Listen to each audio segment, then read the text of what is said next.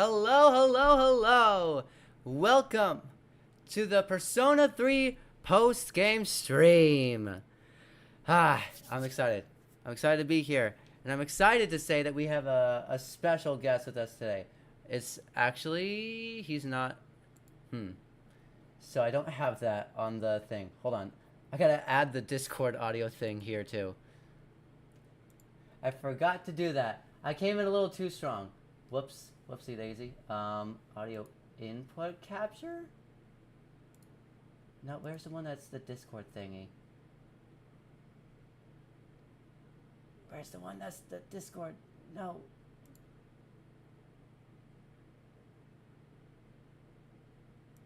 God damn it. Where is it? Application audio capture. Yes. Okay. Okay, now I got it. All right, everyone, welcome to the stage, Casey Cola. Ooh. Khakis. Khakis. That's great first thing to say. That's a great first thing to say as the stream. Yeah! All right. Congratulations on beating Persona 3! I'm so excited. I'm so happy. What do I win? Active feeling depression. Well, I already got that. That was imbued in me. Post-game depression. That was imbued in me, in my brain, in my blood. Oh, don't say that. That's supposed to be imbued in your blood after. Right. After the end, yeah. So, we have a lot to talk about, don't we? Dude, where do we start? Where do we start? Well, I know a great way to start, actually. So, you know I said I was getting some stuff to set up, right? It wasn't just the stream, and it wasn't just the camera. There was a little site that I wanted to go to real quick. Where is I guess the moon's reaching stars would be good background music. Okay.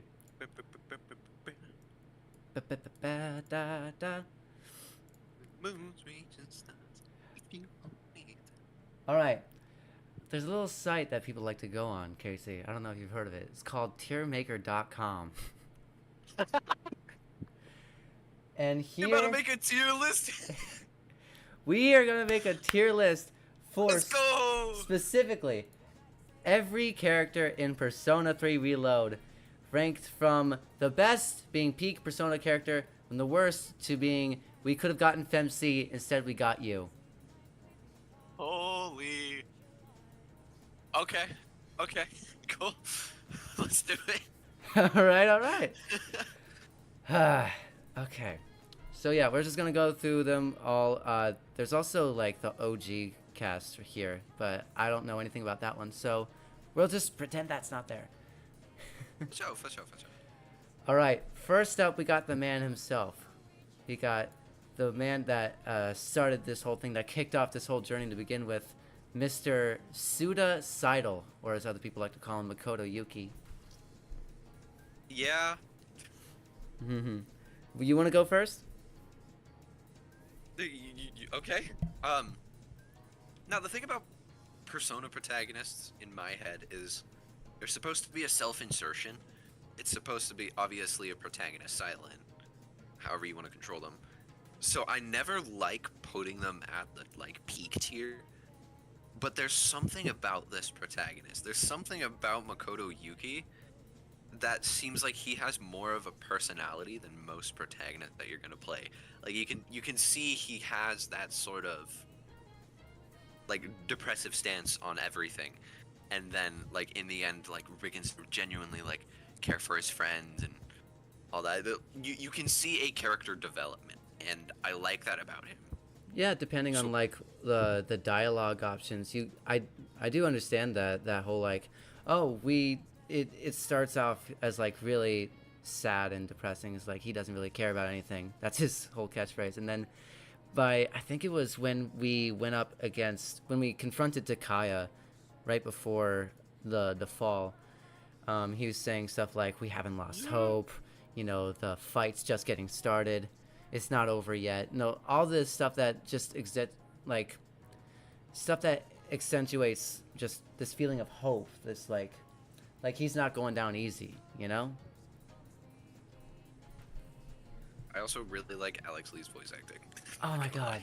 Oh, dude. I'm so excited to go, like, through each and every one of these voice actors because I haven't seen a whole lot of it, and it's not a vocal majority, but I've seen a lot of people being like, "Oh, I wish they brought the OG cast back. They should have brought back Yuri Lowenthal, you know? They should have brought back all these different people." And They did. well, they Just did. Not in the way they wanted him to, you Just know? not in the main roles, you know. So technically, but yeah.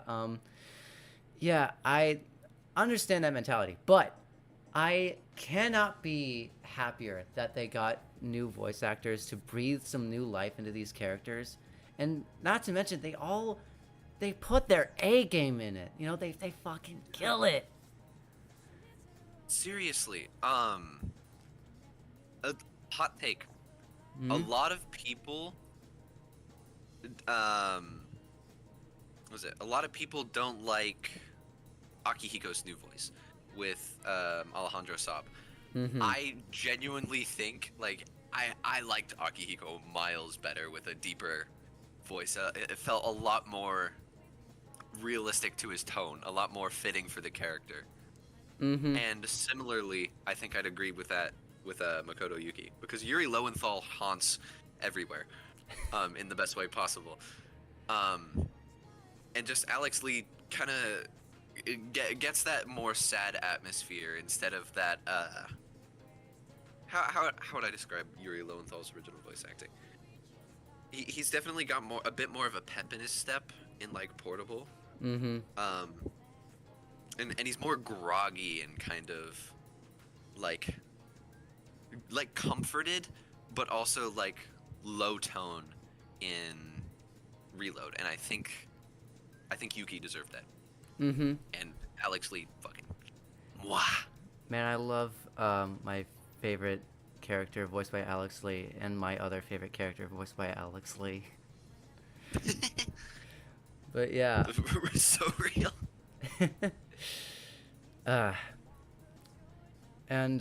So yeah, I think we put him at I think we put him, is he our first peak Persona character? I'm not gonna lie to you, I think he gets a notch down for being a protagonist. But for now, just because it's our first, I think top of For Real. Good instinct.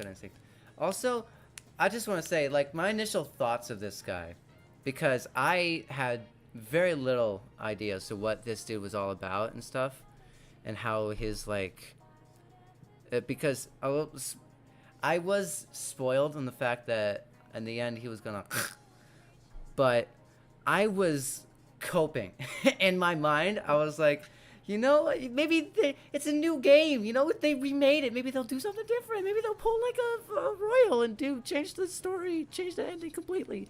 And they didn't do that. And so when that final scene hit, I was like, oh, damn it. I thought the whole time that Makoto, like, knew he was going to die by the end of the year. Like, ever since he first set foot, like, he was more than human. Like, I thought he was a vessel of some kind. You know what I mean? And I thought... Yeah, not completely wrong. It's not completely wrong. And I thought it would have been cool if they did that, because it would be kind of, like, meta in the sense, like, he is kind of a vessel. He's a vessel for us, like you were saying. Also a vessel for the Death Arcana. Yeah! True. We dropping all the spoilers right away on this stream. Yeah, matter of fact, hold up. I'm actually gonna I'm gonna add spoilers, all caps, spoilers, to the title of the stream. That's just zooming on the camera. Okay. Was that the first one dropped? Shit. No, the first spoiler was confronting Takaya before the fall. That was my fault.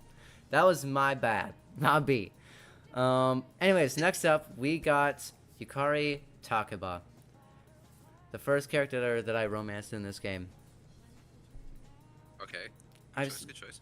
I've seen to have a natural draw to the Lover's Arcana in these games. Because I romanced On in 5, like, before anyone else, and then I romanced her in this game before anyone else. I'll let you go first then. I want to hear your thoughts.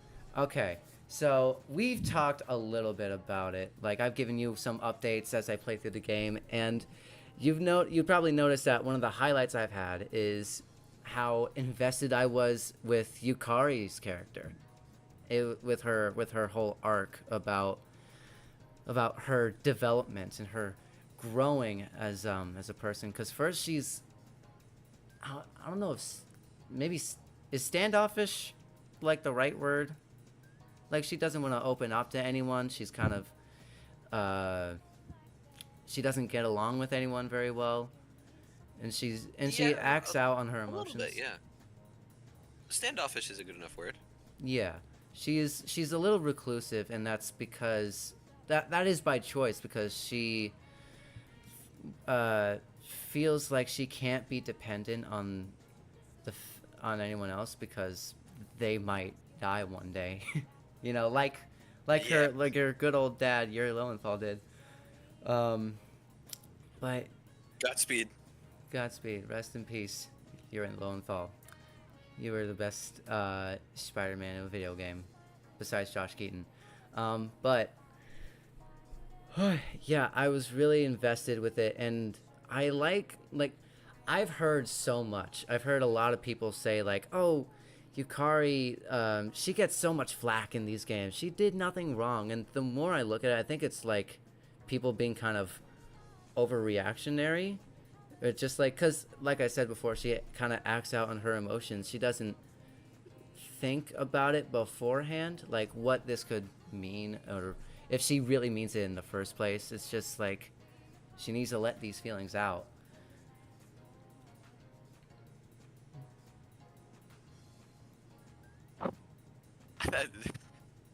What's up? You explained it very well. Yeah. I was like, how do I follow this up, actually? Okay. But yeah, I will admit, straight from the get-go when I played Reload, it took me a while to get used to Heather Gonzalez's voice. But once I got used to it, I was like, okay, this is actually really good. Fits the character very well. They gave her a bit more, like, actual, like, highlight, a bit more screen time in certain parts. Just kind of emphasizing her arc a bit more. And I like the direction that they took it. I also like her dynamic with her mom, and how they don't like see eye to eye. They don't talk that much anymore. That just feels so real. That's the best way I can describe a lot of these characters, is they all feel real. I feel like real people. Yeah, it all feels believable, and I think that's why I love the Persona games so much, is because a lot of the time you're facing these otherworldly things and you don't expect people to feel the pain. Like, 5 had a little bit of a struggle with that at some points, but I think 3 is very, very good at making sure you're like, hey, like, people have feelings here, man. Women have feelings. I'm kidding. Jesus Christ. That's what I what people on Twitter need to figure out. I guess so, man. But Yukari was my favorite character in 3 Portable. And I think she was complemented really well, but also overtaken by somebody else in Reload. Ooh. For that, I would say, currently, there's not that many people on the board. I figure we're probably going to readjust in the middle of it as well. Oh yeah, for sure. But I'm like, with my bias and everything, I want to throw her in peak. I mean, yeah, we don't have to worry about it. We can just say what we feel. Say what we feel in the moment. True. I also feel like she is like the original bro character before Junpei gets introduced. But True, she she does also get introduced tries before to anyone else. shoot you. Yeah. It's a little bit of a notch down, but Who's about to pull that piece out? What the fuck? what do you have a gun? I'm glad we both watched those videos. Next up. Your hobby is gun. Your hobby is gun. Next up, the chariot, the man, the loyal best friend that sticks with you through thick and thin, Junpei Iori. Yeah. What? Woo! Oh my fucking god. Who's Oh the my man? god. Junpei's the man. Junpei's the man. All right. You want to go first? Junpei Iori, ace detective. Ace detective? More like stupid fat. No, I'm joking. Whoa, whoa, whoa, whoa. Okay. Maybe we don't say that one here, but hey. I know. I was just kidding. That's yeah, I just gotta say, Mm-hmm. if there's an arc in this game that made me tear up the most, is this one, man. It's this one. I remember I was talking to one of my other friends and I'm like, oh yeah, he's gonna get close to Junpei. I just have a feeling, right? And then messages me, he's like, dude, I fucking love Junpei. Junpei's my boy, right? And then it gets to the whole Chidori sequence, and he's like, man, he's like suffering. Dude, I love Junpei's arc so much, and everybody gives him flack for being like the worst of the best friends. But honestly, I think out of the best friends in the Persona series, he's the most realistic, and also isn't afraid to lash out and let his emotions go when he feels them. And I fucking love that because that creates a good story.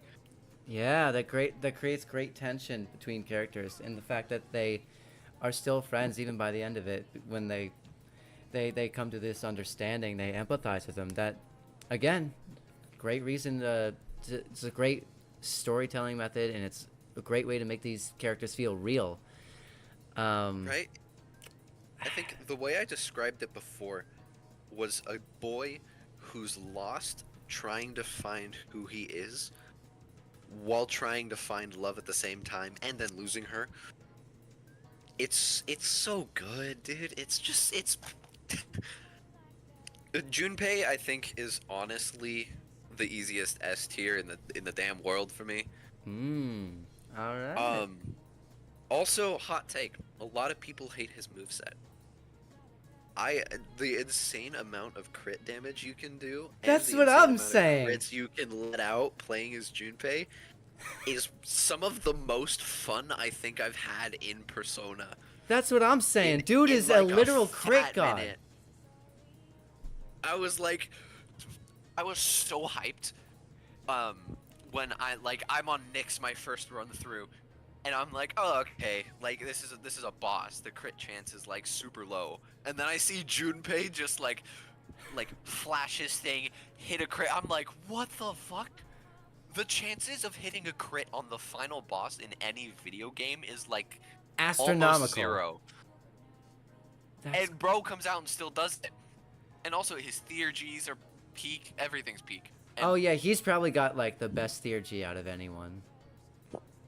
I would bring that up with Yukari, but I feel like Yukari has the moveset you'd expect her to have. Her story flourishes more. But I feel like Junpei's story and moveset as a character flow better, and also he's just got some wild lines in the Conversations of Tartarus. Right, I remember. He likes getting stepped on. He's got no shame.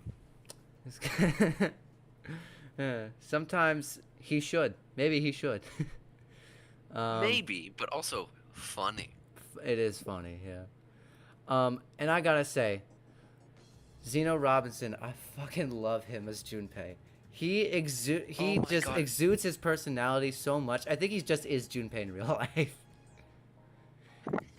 Like Dude, I. no, I didn't even bat an eye Mhm. when Zeno started talking. I'm like, since I play Portable and I got super invested in that, like I was like, oh yeah, Zeno Robinson. He's just gonna like, when I went to the AX panel, I was like, oh cool, like he's doing a pretty good Junpei impression. Like, oh, like he's actually kind of killing it. I dig this, right? And then I hear him in the game. I'm like, oh fuck, there's like no difference. Oh God, Dude yeah. is fucking spot on, and Dude. gave him honestly more emotion than he had, which was needed. Mhm. You Yeah. could say that about a lot of the characters, in all honesty. I want to say, I have like heard Zeno Robinson's voice before this. Like he was Hunter in this show called The Owl House. Really great show. Yo. Absolutely loved it. But now he could be announced as the voice for Sonic the Hedgehog tomorrow, and I'm still gonna hear Junpei. Like, legit, I think he'd be a great pick for Sonic, but also, all in my mind, I'm gonna hear is dun da da da. Junpei has leveled up. Dude, no, it's just Junpei's goofy and it's designed to be the goofy character. But the thing about goofy characters that I've realized is when they have tragic stories, it makes it all so much better. Oh yeah. And Junpei is like a perfect example of that. I don't think there's a single thing I could say that I didn't love about Junpei that a lot of people that I've seen do. I'm like, easiest S tier in my life. Yeah. All right. I fully agree. I think yeah, I think we can put him even above Yukari because nothing against Yukari, but he can't knock down the man. He can't knock down the man. All right, next up we have Akihiko Sanada. Protein. Yeah. Yeah, Okay. he's the one that makes pancakes. So now we have our catchy villain. Oh shit. Damn. Well, do you want to start? Yeah. Okay. So, I was. What do I want to talk about first? I'll talk about the voice acting, because you said it before. People weren't a fan of Alejandro Saab. Is that how you say that? Yeah.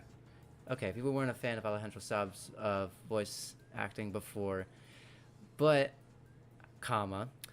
I really dig the deeper voice for him, and also I like how, like, whenever he sounds like aggressive, when you hear that grit in his voice, you really feel it. You really feel the anger coming up, and it's not even like he's got an anger issue, because like you see people with that are like that base moveset is like punching and stuff. You would think, oh yeah, their whole thing is they got a temper, but no, this dude's like realistic. Like he's kind of well rounded. He's a little like naive, but you know he's kind. He sticks with his friends. He wants to hold on to the people he loves the most. It's pretty cool, honestly. What else? I think his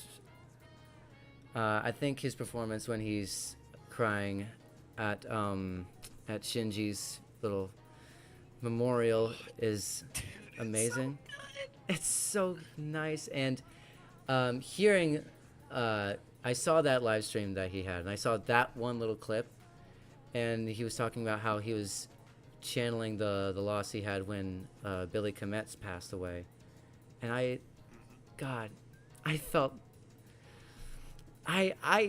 that same pain, cause like that's not even just like getting into the whole like Maruki as a character. Like he feels like my Akinari, you know, the person that I have a Yeah. emotional connection with. But regardless, like, this, not even counting that, like, that was his friend.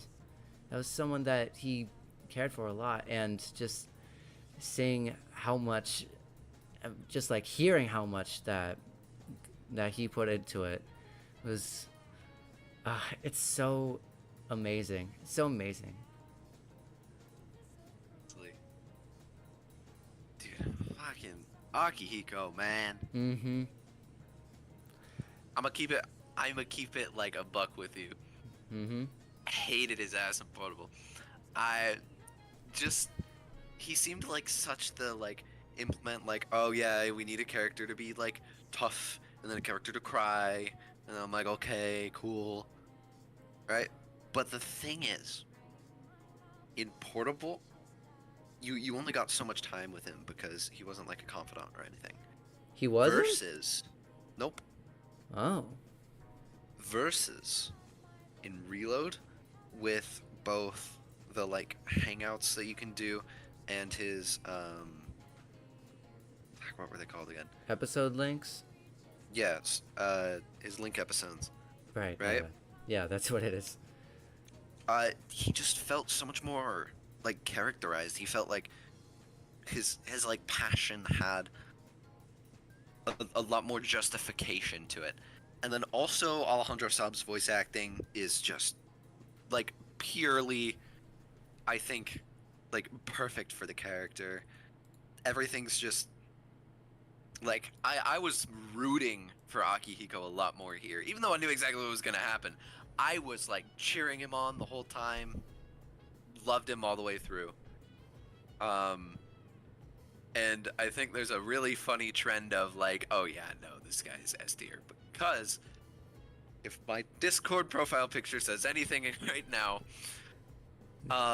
yeah, he's very quickly, the longer I sit on Persona 3 Reload, after I'm done with it, after I've done all the content and everything, the more and more this man grows on me, the more and more his process, his feelings, everything just feel like, if there's a character that feels the most natural, it's Akihiko, because he's trying to cover himself the entire time and still put on a facade, when in reality he is feeling it probably the most out of anybody. Mm-hmm. Oh yeah, he's tough. He's him and Mitsuru, who we'll get to in a minute. They have this moment where, like, near the end during the fall, where everyone's like, how are you two holding yourselves together like this? And it's like, well, what else can we do? We just fuck it, we ball.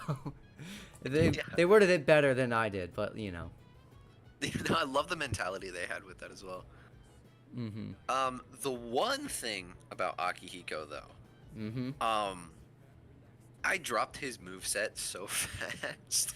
I dropped him off my team like almost right away, and I felt so bad for it because I was loving his character development. The only reason is because his playstyle in comparison to everybody else is very selfish. As he powers up, he then gets more of his theurgy. His theurgy powers him up, right? So like he becomes like a solo powerhouse, which is great to see. But there's like barely any like party-wide buffs or anything you can do much with Akihiko. I think the most that he does was like drop attack power on other foes, right? Isn't that a thing he did? Yeah, but I think so. But so can like Aegis, and so can the Protag, and so can there's just better options, and especially it's nice to know that he's the only character with a bash skill as his main attack. But the issue with that is that feels like one of the only things he's got going for him, other than like his electric moves. Mm-hmm. But as an actual like story character, he is like peak. I love this man. Absolutely. I think we'll put him at the end of peak, just behind Yukari. Good choice. All right. I'm gonna get my water. It's like right over there. It won't be just a sec. Real. All this talking. Okay, Talking. so, makes me thirsty. Welcome to the Pause Podcast. Okay, never mind. Also, check the keychain I got here. Yo. That's pretty fun. Yo, my boy Axel. No, I literally just beat Kingdom Hearts 2 as well. Oh, really? I went back and played it again, and I'm so happy. I fucking love my boy. That's He's fun. He's the best. He's the best character. Nobody can tell me otherwise. I don't even remember when I picked this up, but I just like had it on my keychain for years now. Love it. Anywho, He's just speaking the best Kingdom Hearts character, so. Yeah, but speaking of redheads, we got Mitsuru Kirijo. Why don't you start, Casey? Damn. Where do I start? Mitsuru was here. I'll start with this. Mitsuru was the first person I romanced in Reload. I think her romance pathway is really cool, decently thought out, especially since it's a rich person trying to feel for other people when they were and realizing their privilege. And I love that arc. Her reaction to her father's death, mwah, good. Great natural reactions. Honestly, if there's a move set that I hype up, it's definitely Mitsuru's, because she has a lot of the wipes. She plays a little bit more selfishly, but also if you can pop off the ailments and use a few of her buffs in a smart way, she plays wide range across the party when she needs to. But also her ice moves and her magic stats are just nuts.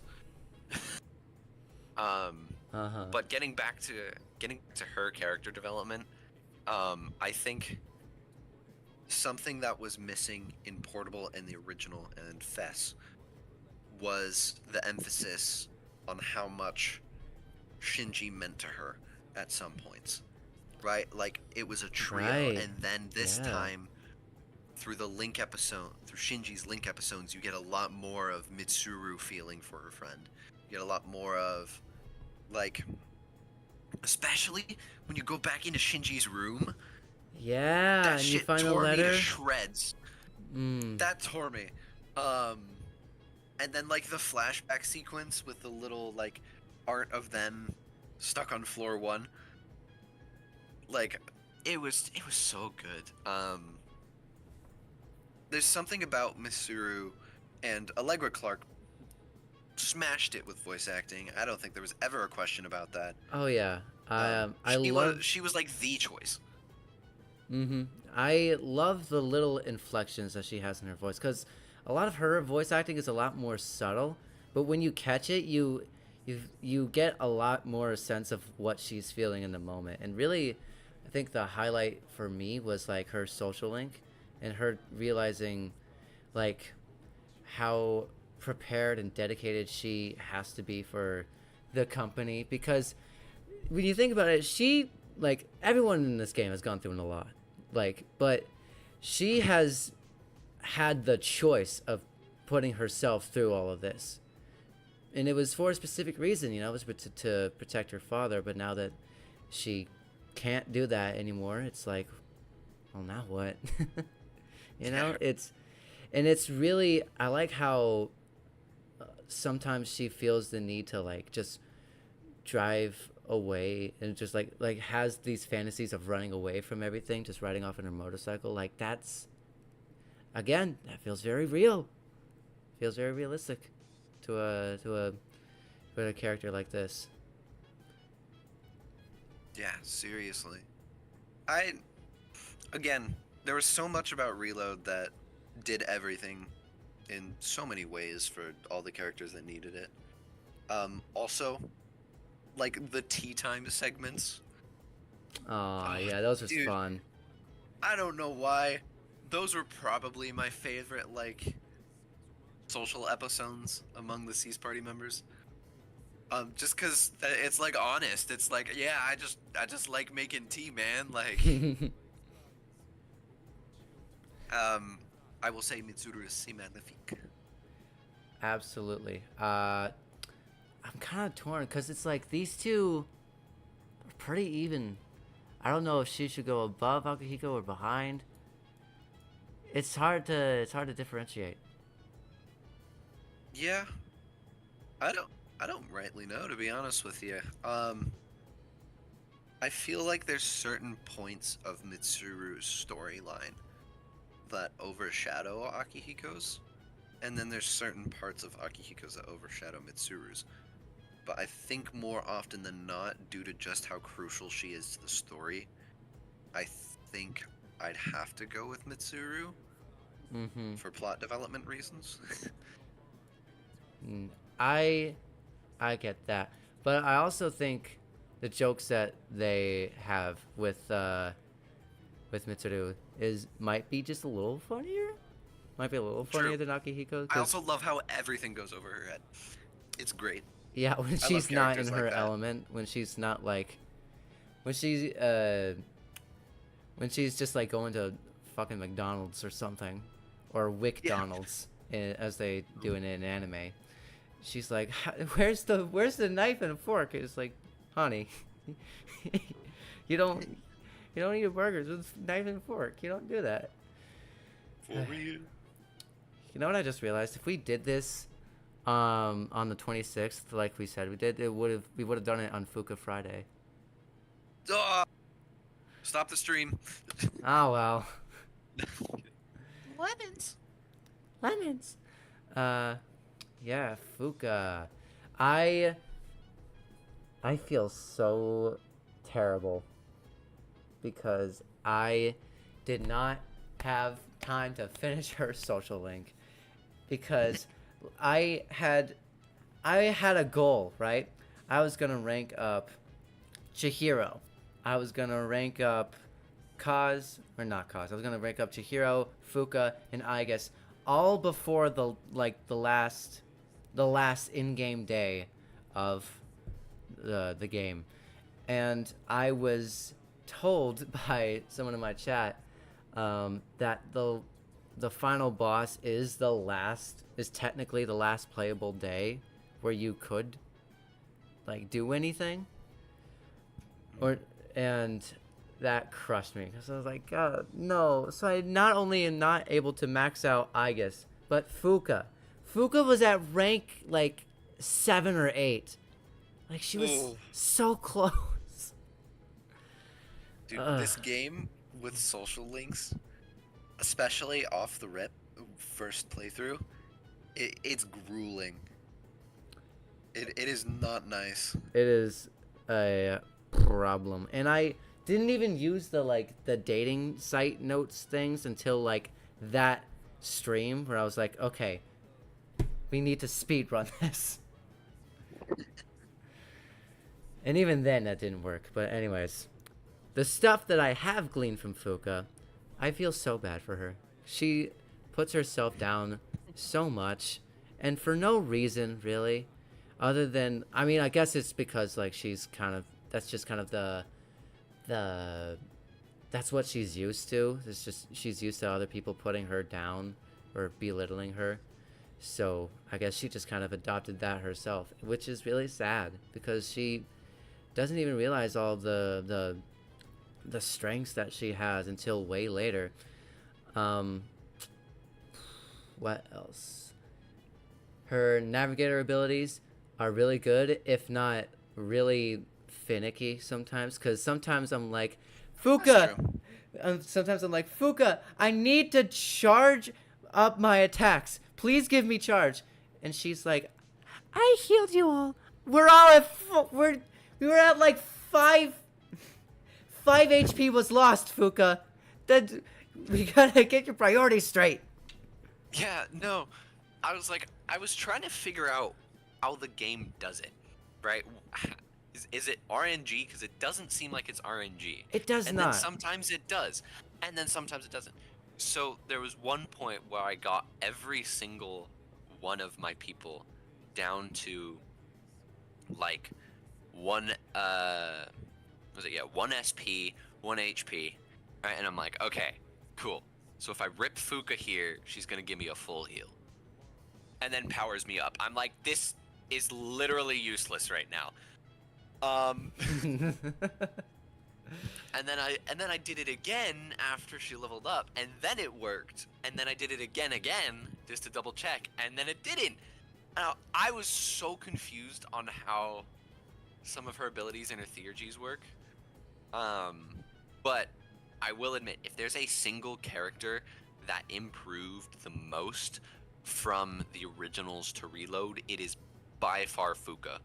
Her voice acting is 9,000 times better. She feels like a party member now instead of just like a navigator. And Sylphid Aura saved me in like every boss fight because I could dodge all the first attacks and get to know what they were gonna do. Oh yeah, the one where she like scans their like abilities and their weaknesses. Yeah, and then gives everybody a buff right before the fight. It was mad useful. In all honesty though, I don't think she has the most compelling story arc. I wanted to get to that, and I'm sure you mean like her social link, right? I meant her social link, yeah. Yeah. Like story arc wise, yeah, it's really good. But social link, I don't think her social link shines as much as somebody else's, you know? They have that Persona has this thing, this reoccurring trope that I've noticed, where one of the female characters' arc is that they can't cook. And I'm just kind of noticing a pattern. It's like, does that have to be in every Persona game? It's done with Fuka. From what I've seen, it's done with Yukiko in Persona 4. I haven't seen a whole lot from Persona 4, but I know a few things like that. And it's done with, I think it was Sumire? Yoshizawa? Yeah. Yeah. Every one of them has that same like trope, and like that's not really against them as characters. Maybe it's just like it's just a coincidence. But again, like you said, even if you take that away, it's not that compelling. Other than the fact it's like, oh, I need to be less hard on myself, and it's like, yeah. Yep. I could not agree more. I will admit, I like how in the end she finally like opens up a little bit. I don't think you got to see that out of her social link, but she opens up about what she enjoys a bit more, which is a lot of technology, and that's cool. Yeah, that's nice. Someone in chat says Fuka is for real because she's the opposite of Victory Cry. True. You know what? I think, yeah, she is a respectable for real. Above suicidal. Alright. Yep. You ready for our next peak character? As they say. As they say. Mm-hmm. Go ahead. I guess to speak. I think that's pretty simple. Mm-hmm. I guess it's peak.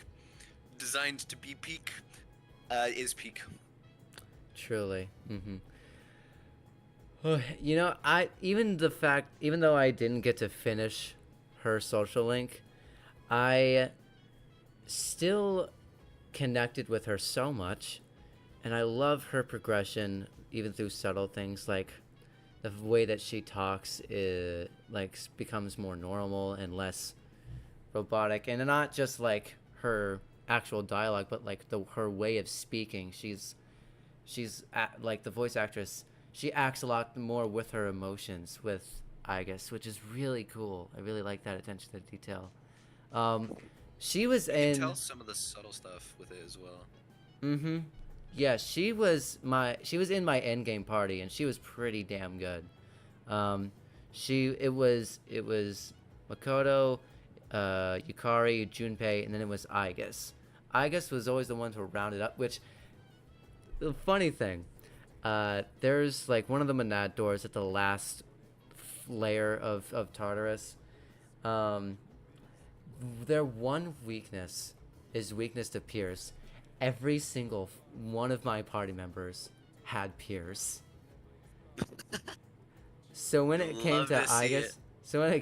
Aegis, it's just like you don't even have to use her big move. You just, you know. There goes everybody. Yep, there goes. I also love how they just straight up gave her a pirate cannon as one of her weapons. Did they? I was like, it's so good. It's so good. I She think would as like well, One Piece. She would. um, but if there's a character that I think has like one of the best movesets and one of the coolest in all honesty, because you don't see it very much with a lot of Persona characters, it's Aegis, because she's very much more buff and support based. She's the D&D bard of the party, while also being able to lash out some hella good physical attacks. Oh yeah, super good. I guess as a party member was just peak. I think I guess is peak, as they say. Yeah, peak I fear. Peak I fear. I also loved her Yakuza arc.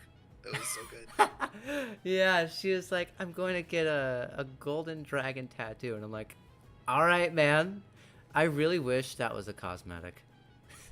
Right? Is that the Grim Reaper? Shadix! Yeah. Welcome. Hopefully not a bot this time. Real. But yeah, I think you placed Aegis perfectly, just below Junpei. Mm-hmm. Yeah, it made sense in my head. And now... Also, definitely the romance that makes the most sense. I'd have to see. My plan for whenever I romance someone in like New Game Plus is finish all of Elizabeth's requests first, do that, and then romance someone else. So there's no Fair harm, enough. no harm, no foul. I'm like, Elizabeth doesn't count, so Yeah. we're all good. I thought she was when it first like alluded to the idea that she may like us. I was like, could you romance a Velvet Room attendee? Because like they didn't do that in 5 for Please. obvious reasons. But Well, yeah, I don't think that was ever a question, but that's fair. yeah, but I was kind of Before, caught though. off guard. I was like, really? Is this happening? And it's not. It wasn't. It's not a thing.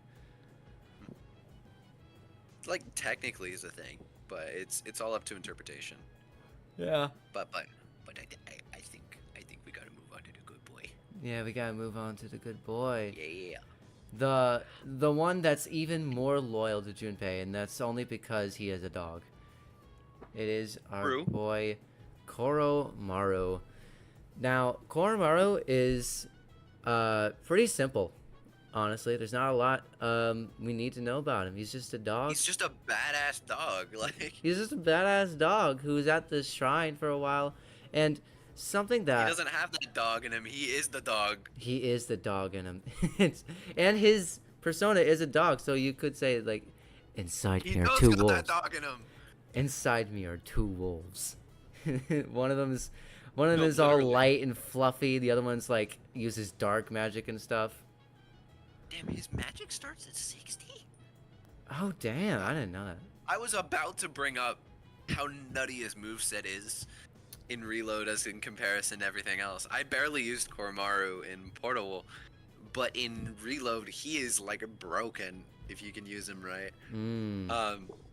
I'm like, I really want to ask to give him like his own tier just for the fact that you can actually pet him in this game and it made the game 10 million times better.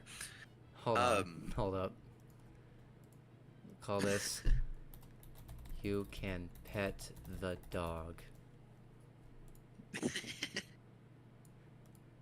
Hell yeah. And we'll make it his color. Yeah. Yeah, peacock. I love Koromaru, man.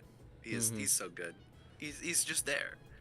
He's just like, hey man, like in reality his actual personality as well, once you get Aegis to like speak it out, is like, no bro, like I'm here, I'm do or die.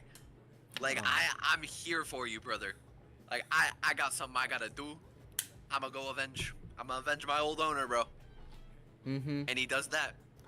I even like how at one point you hang out with him and you've like spent so much time with him, you formed this bond with him, and then at one point he gives you like, I think it was a collar, so he like wants the main character to like be his new owner, and that hit, bro. Also, another thing that I liked, like it was kind of, I like how subtle this was, but everyone has their like second Persona awakening and they had their second theurgy, right? Koromaru had his second theurgy already out the gate, meaning he already has gone through like trials and tribulations in his life. I just think that speaks volumes. That's really cool. No, seriously. Whew. You love to see it. You love to see it. I think, in reality, if Koromaru wasn't a dog and just an absolute badass, I think I'd put him at like for real tier. Just because, like, his storyline's good, but it's kind of short-lived in comparison to everybody else's. Mm-hmm. And his social link is good. It's cool. It develops the world a bit more in Koromaru, and then it hits you pretty hard near the end. But I just don't think he stands up to some of the other characters. But he's a dog, and you can pet him. He deserves his own tier. Truly. Final statements. Mm-hmm. No further questions. All right. Next up is our little man, Ken, Amada? Yeah, Ken Amada. Kanamata! Yeah! All right. I honestly, Ken's old voice was very kind of, I think the right word is a bit more like raspy, but there's just something with Justine Lee's new voice acting that it took me a little bit of getting used to, but brings so much more emotion to the character and just makes Ken better. Also, Ken's social link episodes was great. I love Hamburger. Oh, yeah, he's got little hamsters go hamburger. That's adorable. I love the fact... I think oh, sorry. everybody's increased tenfold. No, my bad.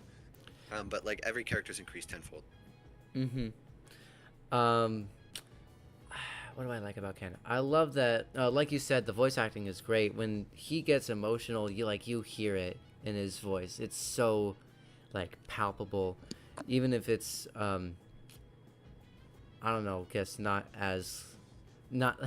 I guess it's because it's, like, not, a character not of the same age. You don't, I don't know where I'm going with this. Basically, the voice acting is really good. He sounds like a kid. And he doesn't want to be a kid. That's the thing. He doesn't want to be perceived as a kid. He wants to be, like, perceived as mature. And in a way, he very much is. He, like, drinks coffee.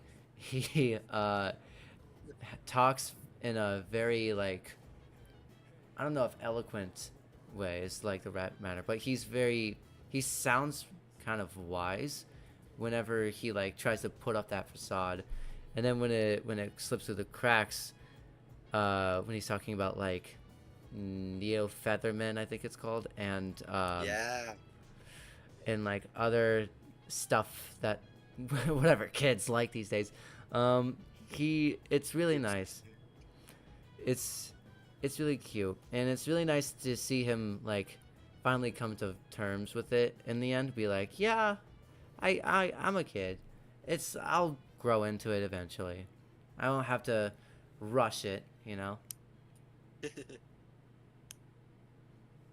Yeah, I really like Ken. And I agree with everything that you say.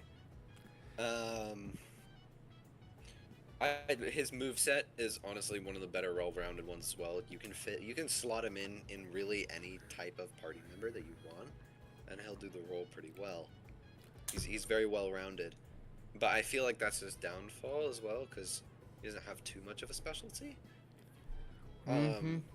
But he's really useful. Like, I like the spear attacks. He was in my portable party, but not in my reload party, surprisingly. Yeah. The Tetracon and Macaricon was very useful though. That helped a lot with one of the Monad doors. Oh yeah, I know the one you're talking about. I think. But yeah, I just think Ken is a very situational character in terms of those skills, and then he's well-rounded elsewhere. And also his story is pretty good. I just don't. I think there's better ones. Mm-hmm. You feel me? I feel you. I feel you. We'll put him right there. For sure. All right. This is gonna be tough. This is gonna be tough for me to form the right words to say this. I was listening to Memories of You, and I was looking in one of the comments, and one of them said the Hood lost a real one today.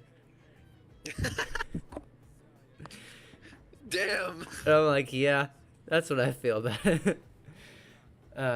But yeah, Shinjiro Aragaki. What a cool character. What a cool, well-rounded individual. I don't know if well-rounded is the right word, actually. He's got a lot of baggage, but he's, like, when you see him, he seems very, like, unapproachable and intimidating, but the more you see him, see that he's, you know, a lot more approachable. He's a lot more down-to-earth, and he's probably, like, I think the first one of the members of Cease to actually talk about, like, death, or, like, his death and what comes after. Oh yeah, straight away. It's like he knew he was gonna die this whole time. It's almost as if in his moveset, he's got a thing called Bloody Charge that has his HP but strengthens his attacks and critical rate, almost as if he's killing himself to make himself stronger in fights. When I first saw that, I was like, oh, that's so beneficial for me in the moment, but Jesus Christ, that's so sad. That's so right? fucked. And also, I love his voice. He's got like he's got that Shadow the Hedgehog energy. Oh, Justice Slocum, dude. Oh. No, like he brought everything that Shinjiro needed to him. I simply, effectively, if there's any, if there's any like little bit of emotion that was missing in Portable, it's there in Reload. Also, love his social links, and I think you can tell I did my damnedest to make sure he was on your main party and you got super close to him so it would hit you harder in the comments. I hope that worked. In the comments, were you talking about like one of my streams? Yeah, when I was popping into your streams, I'd be like, oh yeah. Make sure you keep Shinji in your party. That's right. You son of a bitch. I was doing my best. You motherfucker. You made me give him a bus stop sign. It was so funny too. No, it and was the one funny. thing as well is in New Game Plus, I went and Armageddon to the Reaper to try and get him to level 99. And his moveset is still nuts the entire time. Oh, I never even thought about what his like full moveset would be after 99. Oh, it's crazy, don't get me wrong. Just the thing is as well is you only get him for such a short period of time. Right. That as a moveset character, as a like Cease member, he's really, really useful for that short time, but it's only that much. It's the Akechi effect. When you first get him in your party, he's cracked as hell. Then you don't get him anymore. Yeah. Honestly, I think I put him over Fuka and for real. Oh, I was thinking peak. I was thinking like behind, maybe behind Igus. I feel like behind Igus. Damn. I don't know. I really feel like it. I feel like we get not that much time with him, but it's very meaningful time, and there's a little bit of development every time. The only thing is I feel like he is used as a plot device to empower every other character, which is more than welcome. I just feel like that comes a little bit at a story downfall. I But his see. death scene was fucking crazy. And he said fuck. That should put him in peak at least. He did say the fuck word. That is true. I think peak, but below Akihiko. Okay, that's fair. I guess the way that I look at it is, I'm not used to characters' deaths like meaning something in fiction anymore, because I read a lot of like comic books now, and all the superhero movies. Like, no one ever stays dead. It never means anything. And the fact that like, no, it's like they played it completely straight through the whole game. He's like you saw him and now he's dead. It's just seriously. That hits a lot. I feel like narratively you can use death as just a very, very, very powerful plot device if you use it correctly, and this is one of those examples. Mm-hmm. You wanna take the floor for this next one?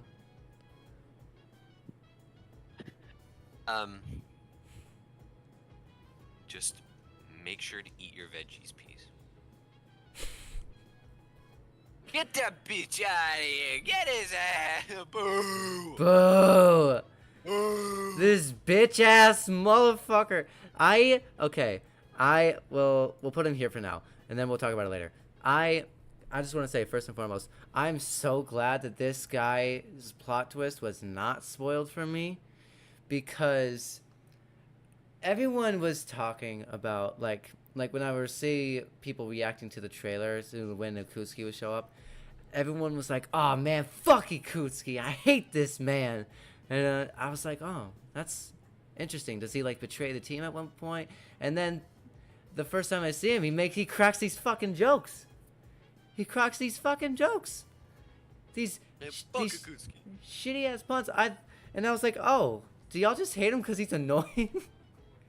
And that almost completely threw me off his scent. But there's just some lines he has where I'm like, wait a minute, that doesn't line up with what we know, with what we just heard. But no, like, and honestly, when I was going through my second playthrough, they included a lot more foreshadowing in this game than they did in the first one, or in the first one I played. Which I think makes him not bottom tier anymore, because it makes it seem a lot more smart. But I will admit, if there was a lot of plot twists in this game. Oh yeah. And I feel like out of all of them, Akutsuki's was kind of the lamest at the end of the day. It just kind of felt sprouted in there, but at the same time, not really. Because he was the one who presented like everything and like forged all the stuff to make the cease believe basically everything that he fed them.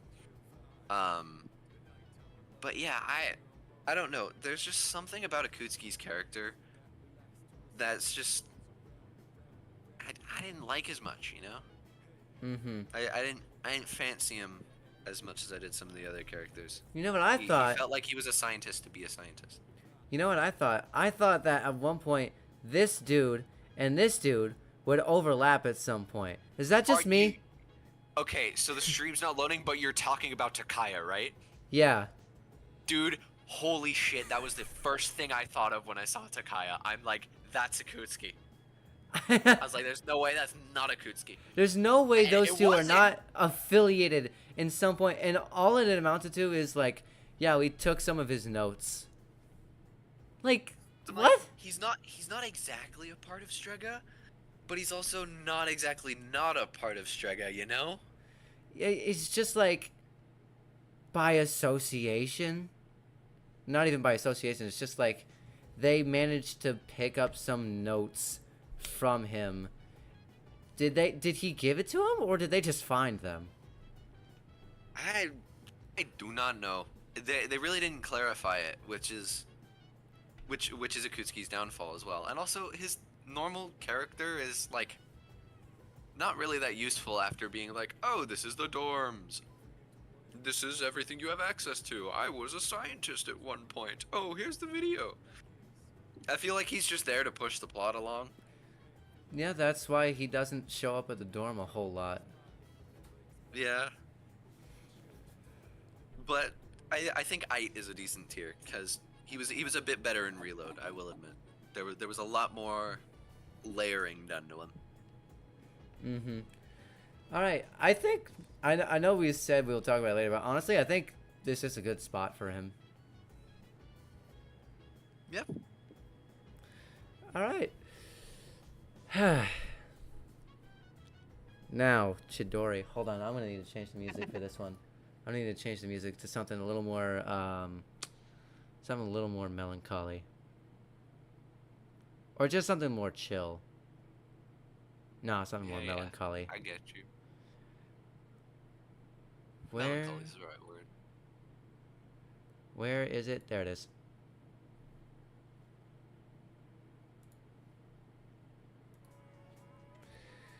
All right. This actually is not melancholy at all. It's changing seasons, but you know, it's nice. I feel like it's something that she'd listen to. Oh yeah. So, the award for best Strega member goes to. Actually, right. Like, she has the most going on about her, and I think it's because she's the one that has like an arc that is seen through to the end, where the other two don't change. They're just kind of stubborn, and that's fine. But she is not only like a part of Junpei's arc, but the way that these two connect with how like they fulfill, I don't know how else to say this, but like they add to each other's arc. Like, Both lost until they find each other in some type of way, and then once they both kind of end up turning on each other in a different type of way, it turns out really, really cool. Mm-hmm. Yeah, like And how I love their dynamic. It's so good. It fuels Junpei, it fuels Chitori, everything. And their personas fuse. oh, and the personas fuse. Oh my god. And what was I saying? Right. I was thinking in the way that like, oh, Junpei doesn't really think about what he's gonna do, you know, in the future, and she doesn't really have a future to look forward to. So I guess she was curious about what he wanted to do, and then she was given like more of a reason to want to be alive and fear, like be afraid of dying because she could lose Junpei. Like that hits. That's so lovely. That's so sweet. It's a great way to round it up, to like tie it all together. And now when she came back to life, I had mixed feelings because, you know, I was just talking earlier about, you know, when people stay dead, it's a lot more impactful. But I was told in the comment section of my last video that apparently I did that.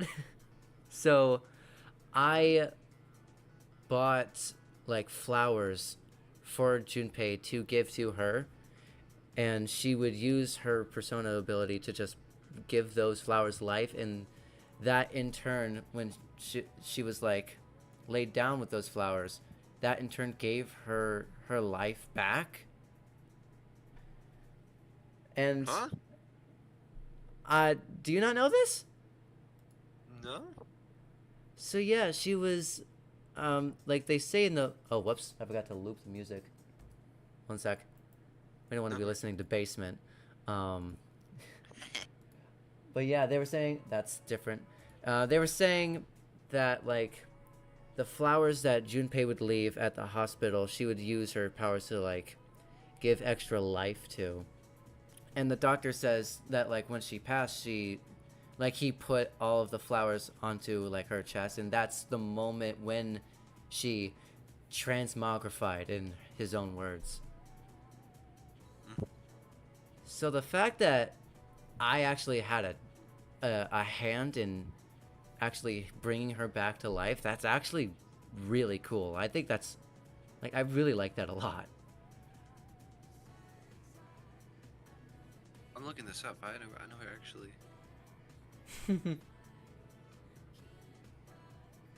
Yeah. Wow, that's a secret that I never caught that.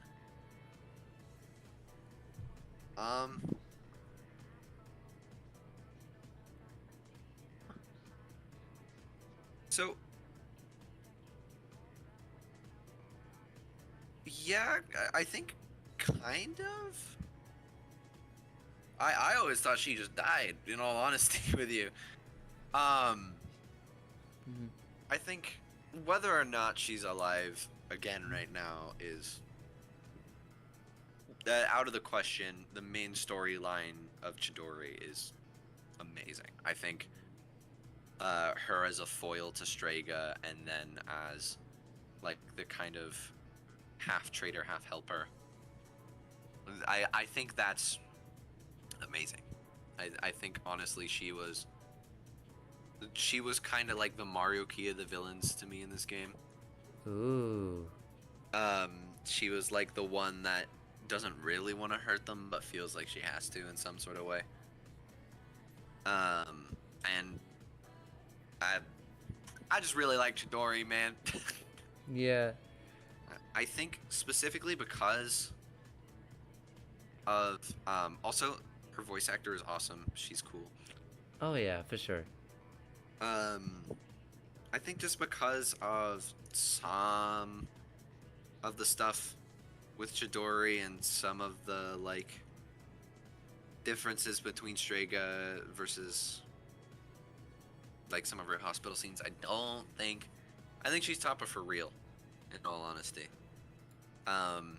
She's just outside of peak for me because she uses her storyline to fuel Junpei's a bit more, and that's a really good thing. I think that would get her into peak, but I just don't know. For some reason, I just don't feel like she gets enough development. It seems like her and Junpei get really close.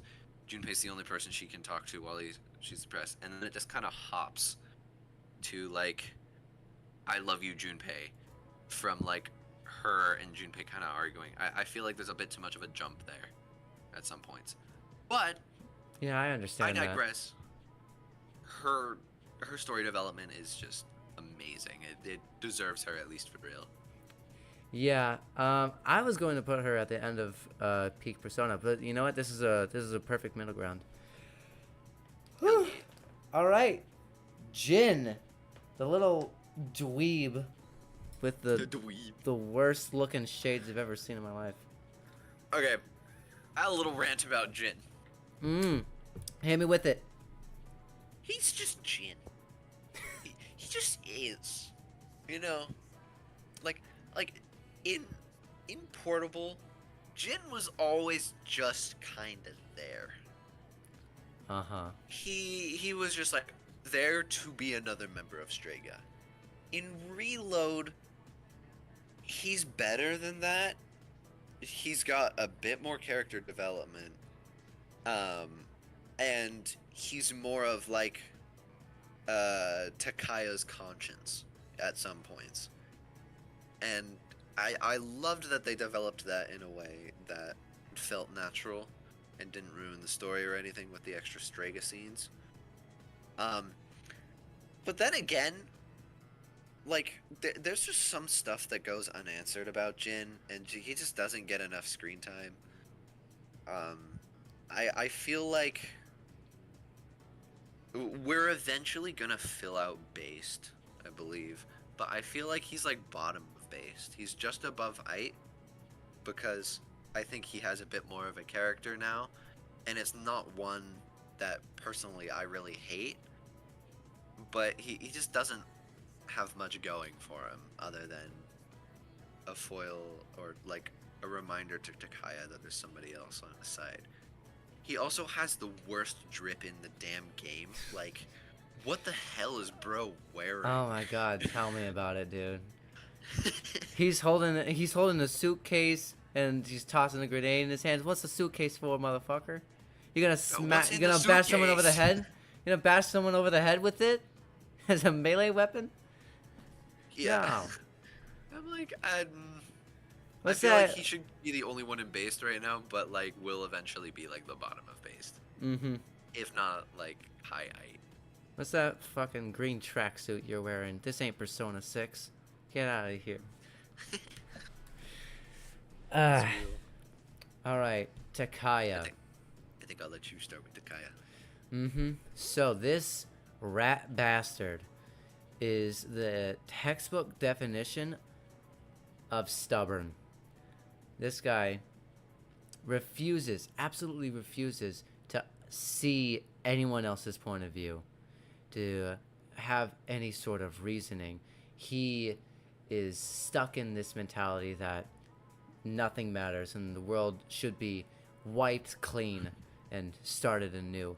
And I know you were saying earlier, like, oh, Jin is Takaya's conscience or someone for him to rely on. And I'm like, me personally, what I've thought is, I don't think he really cares. I don't think he really cares who is on his That's side. He seems way more like he is the opposite of someone like the protagonist, because he doesn't see personal attachment as like a thing that benefits him. So I think it's just like he just happened to stumble upon these two and they're useful for the time being, you know, because Correct. he puts himself to a higher standard above everyone else. He's the messiah, you know.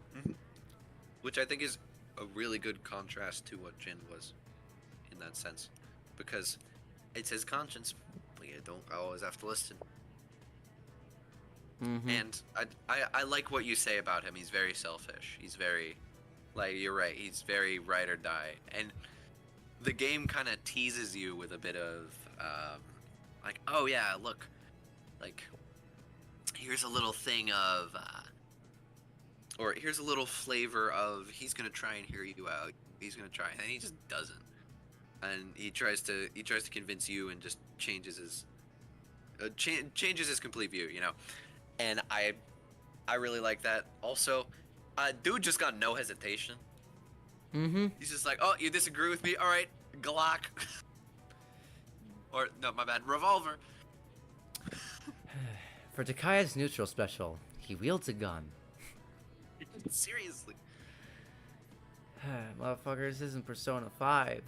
These things, we don't have these things in this game. We have evokers. Use those.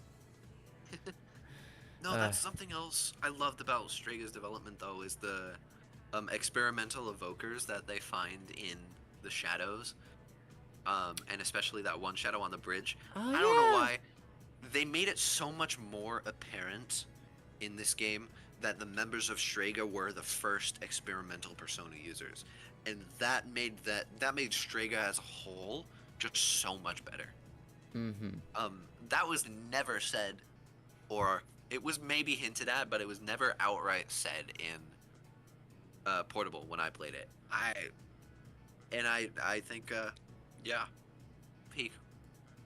Peak. Okay. Well, no. I don't think I should put Takaya in peak. I think the addition of that is peak. I think Okay. Takaya might be either bottom of for real or top of base. How does that look? Give me a second, it's loading on my screen. Oh yeah. Yeah, I like that. All right. Now That sounds about right. and now officially, Jin is a bottom. Now, you wanna start? You wanna start with our the other bottom? Yeah. Dude. Now I know how I was talking about earlier that some people have downsides because of the fact that they don't get enough screen time, and they're like, oh yeah, used to push the plot along and everything. But I am about to break everything I just said for the fact of bias that I fucking love Ryoji so damn much, and I have no clue why. Um, turning into Nyx at the end. Oh, Mm. oh, peak. Dude, oh my God, Ryoji was. Oh, I love man. I love man. He is so goofy. He like his Link episodes were so much better and gave so much more foreshadowing, so many more clues. And it's somebody who's been brought on this world to bring about death, realizing the importance of life. And I think that metaphor by itself is probably one of my favorite things about this game. Yeah, the theming in this game is fucking phenomenal. And, you know, he is kind of what I thought the protagonist was, because he is more than human, absolutely more than human. He's like, I'm not just a shadow, I'm the shadow. But the way that someone else described it when I was watching their stream, it was the fact that he is like an actual character that we've hung out with, that we've spent time with, we got to know, and then they hit us with, oh, by the way, there's this malevolent god coming and there's nothing we could do to stop it. The fact that they're a real person telling us this instead of just being a vessel, it makes it so much more impactful when that scene comes. Right? It's so cool. Also, I love his character design. I love the yellow scarf for some reason. Oh, for real. For real? For real? They say it in this game too. They do. That's right. They don't say it as much, but No, it's still not there. Ryuji level, but it's there. Yeah, I love this dude. Even if he did jack Ryuji's name and just took out one letter. Real. Where are we going? If this was completely biased of me, it would be like nearing the top of peak, like maybe right under either Aegis or Yukari. That's exactly what I was thinking. Okay, if we're doing that, I'll let the bias pass. But if I was going professional opinion, as in like a game reviewer's opinion, I'd probably put him below Fuko right now. But I fucking love Ryoji. That's Fucking it. love Ryoji. How's it going, Union Gamer? We are ranking all of the Persona characters. The Persona 3 characters. Oh, fuck, it's Kenji. God damn it. Alright, honestly, I was like, I didn't mind him in Portable, but I realized just how kind of like, okay, like, alright, Kenji. Like, Joe Zeha, like, voiced him pretty well. I'm not sure if it's Zeha's. His voice acting is fine. His voice acting is great. Yeah. That's not the issue at hand. I think the voice acting's fine. I just, his social links aged. Like, that's, he is one of the few social links that I'll look back on and be like, yeah, that doesn't carry over as well. They didn't change anything about it. Me personally.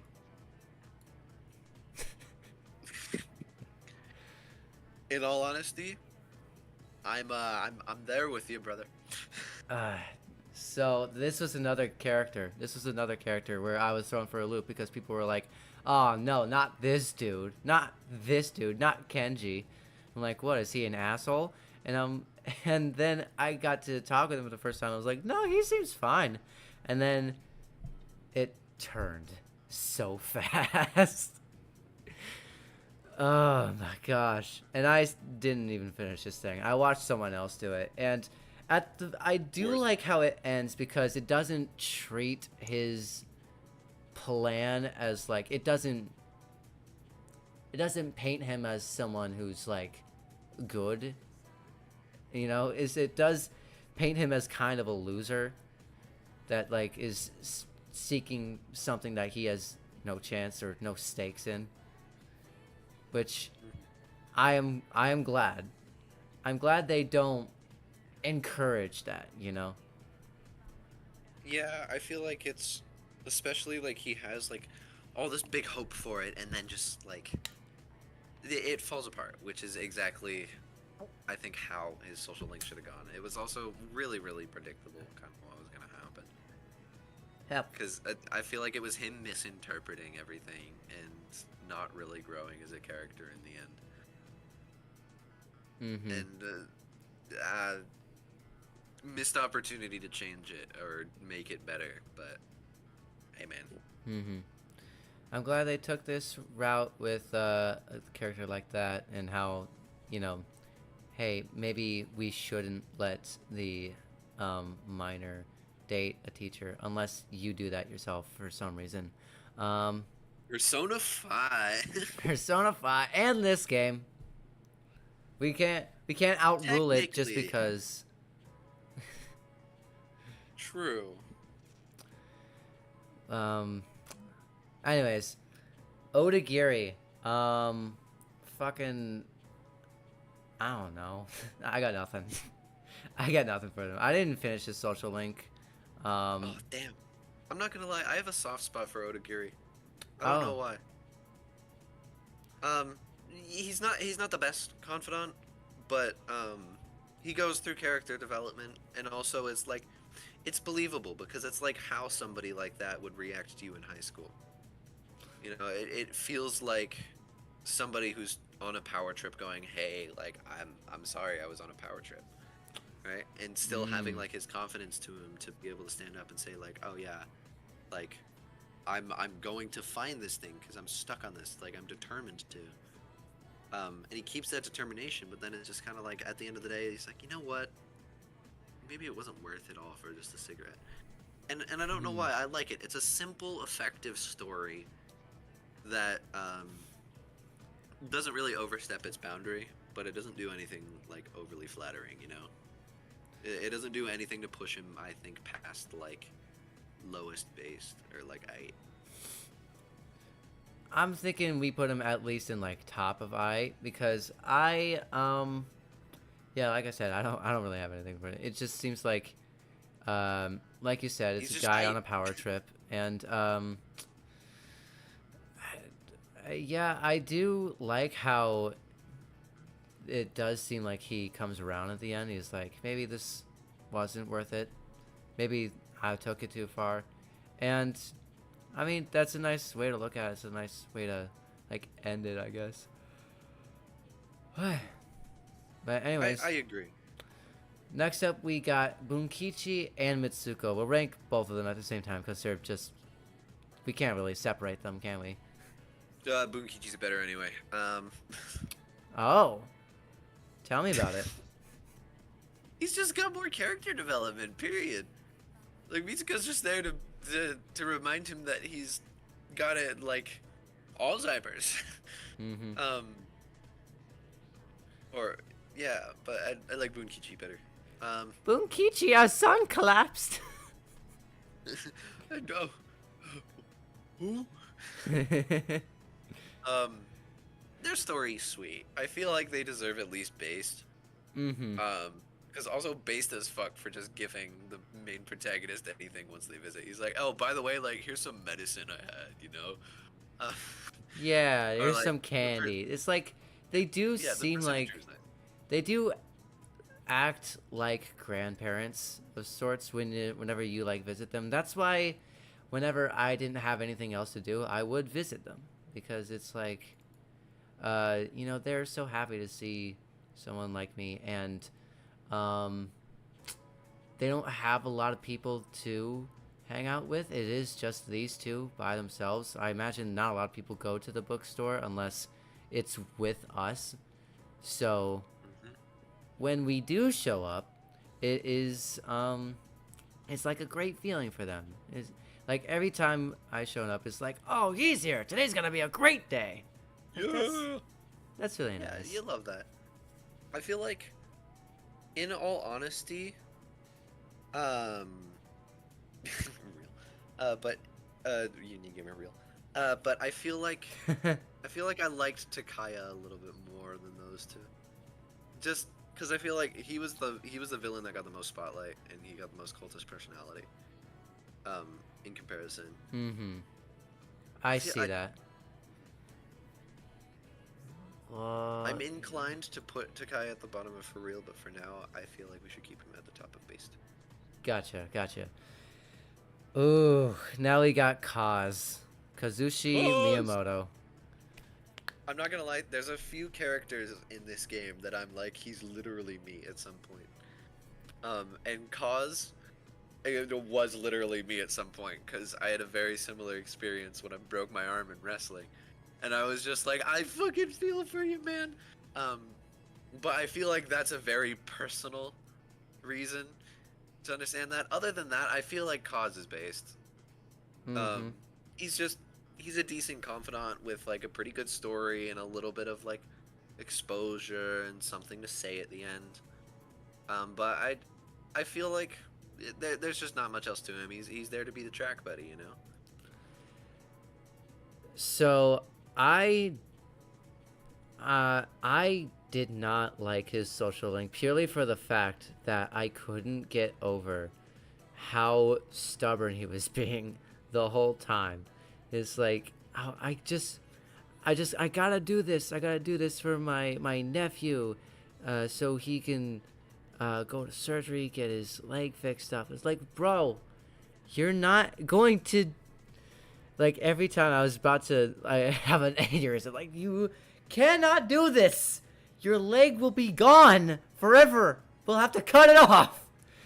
It stressed me the fuck out. And finally, he finally, like, takes a moment at the very end of his social link, by the way, to be like, you know, maybe I will hold off on this. You know, maybe I will chill out on this. And it was this moment of him being like, I did say I was doing this for my nephew, but mostly it was pretty selfish of me to make everyone worry like this and to put myself through this. And I'm like, okay, that's a good resolution. I'm glad that you had that moment of clarity. Yeah, I don't know where to rank him. I just feel like he's a solid confidant. That's about all I can say about him. We'll put him here. Okay, now you go. Give me the floor. Or you have the floor. I meant you. Oh, you want me to have the floor? Yeah, I meant you get Okay. the floor. I was partial to Yuko in Persona 3 Portable. I was like, okay, cool. This is actually a really cool confidant. It's really sweet, really nice, and it's also realistic because that's how people find what they want to do in life, is going about their day and just figuring out, oh, I want to be an athletic trainer. I want to help somebody out.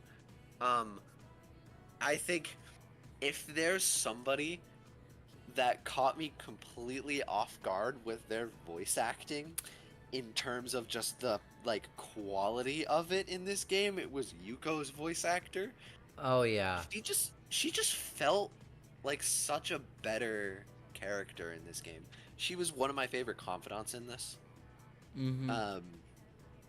And also I just love the little like wholesome story, and then at the end, like trying to figure out if she likes the protagonist or not, and then it's like, oh, do I not? And then also somebody who's gone through experiences of like, oh, like very much hesitant to be like, oh yeah, last time I tried to date somebody, like my life went to shit. But then like trying to get past that, like somebody making fun of her and being like, maybe it's worth a shot again. And I think it's like her confidant is like the definition of brevity, in sense that you're fitting so much in as just 10 ranks and somehow doing it pretty naturally. I feel like if there's a romance that was to develop from this game that feels the most like something that would happen in real life, it would probably be Yuko's. Mm-hmm. Yeah, I fully agree with you on the voice acting bit. I absolutely love the way that she's just so effortlessly like sinks into this role. She's so fun and charismatic, and like she's got a lot of stuff about her, and I relate a lot to her not knowing what she wants to do in life, and then her just figuring out on her own, not even realizing it at first. It's just something that kind of came to her. It was really cool. It was really nice to see her. Honestly, I think we put her like maybe above Makoto in For Real. I think she's a really good confidant. She is. I like where you put her. I would just move her below Makoto because I like the fact that Makoto's a protagonist with a personality. But Yuko, I think, yeah, I'll concede on this one. All right, cool. So then there was Maya, a confidant that I didn't finish on purpose because I knew where it was going. I feel like you can't have Maya without Toriumi. Yeah, where is she? Where is she? She's right here. There it is. It's aged, Mm-hmm. but I feel like it's like aged in a funny way, you know? It's like one of those entertaining ones that you can look back on and be like, this is so stupid. Like it was entertaining, so there's not really much else to say there. I liked the like really shitty like 2000 speak online with like all the and like how they did that. I can't believe they stuck with it. I can't believe they committed to it. Because me personally, I wouldn't do that. No, I respect it. Mad respect. Mm-hmm. So I would say, personally, I'd put like at the very bottom of based, because I think it's funny, but also, it's not really that good of a confidant. So, other than the fact that the ending twist is really funny. And it's definitely got a personality in it that no other confidant has, because they just went with it. They leaned into the theme of like really shitty online like World of Warcraft type speak. Yeah. I feel like top of 8 maybe. That's exactly what I was thinking. Yeah, I feel like Toriumi is also right under Maya. Mm-hmm. Or honestly over, because I like she has a little bit of like hints that she is Maya, and the twist at the end is really fun. But I don't know, you spend more time with her persona of Maya, you know. Mm-hmm. Yeah, I think that's a good way to put it. So next up, we got Scott the Waz. Oh my god, it's you. It's me.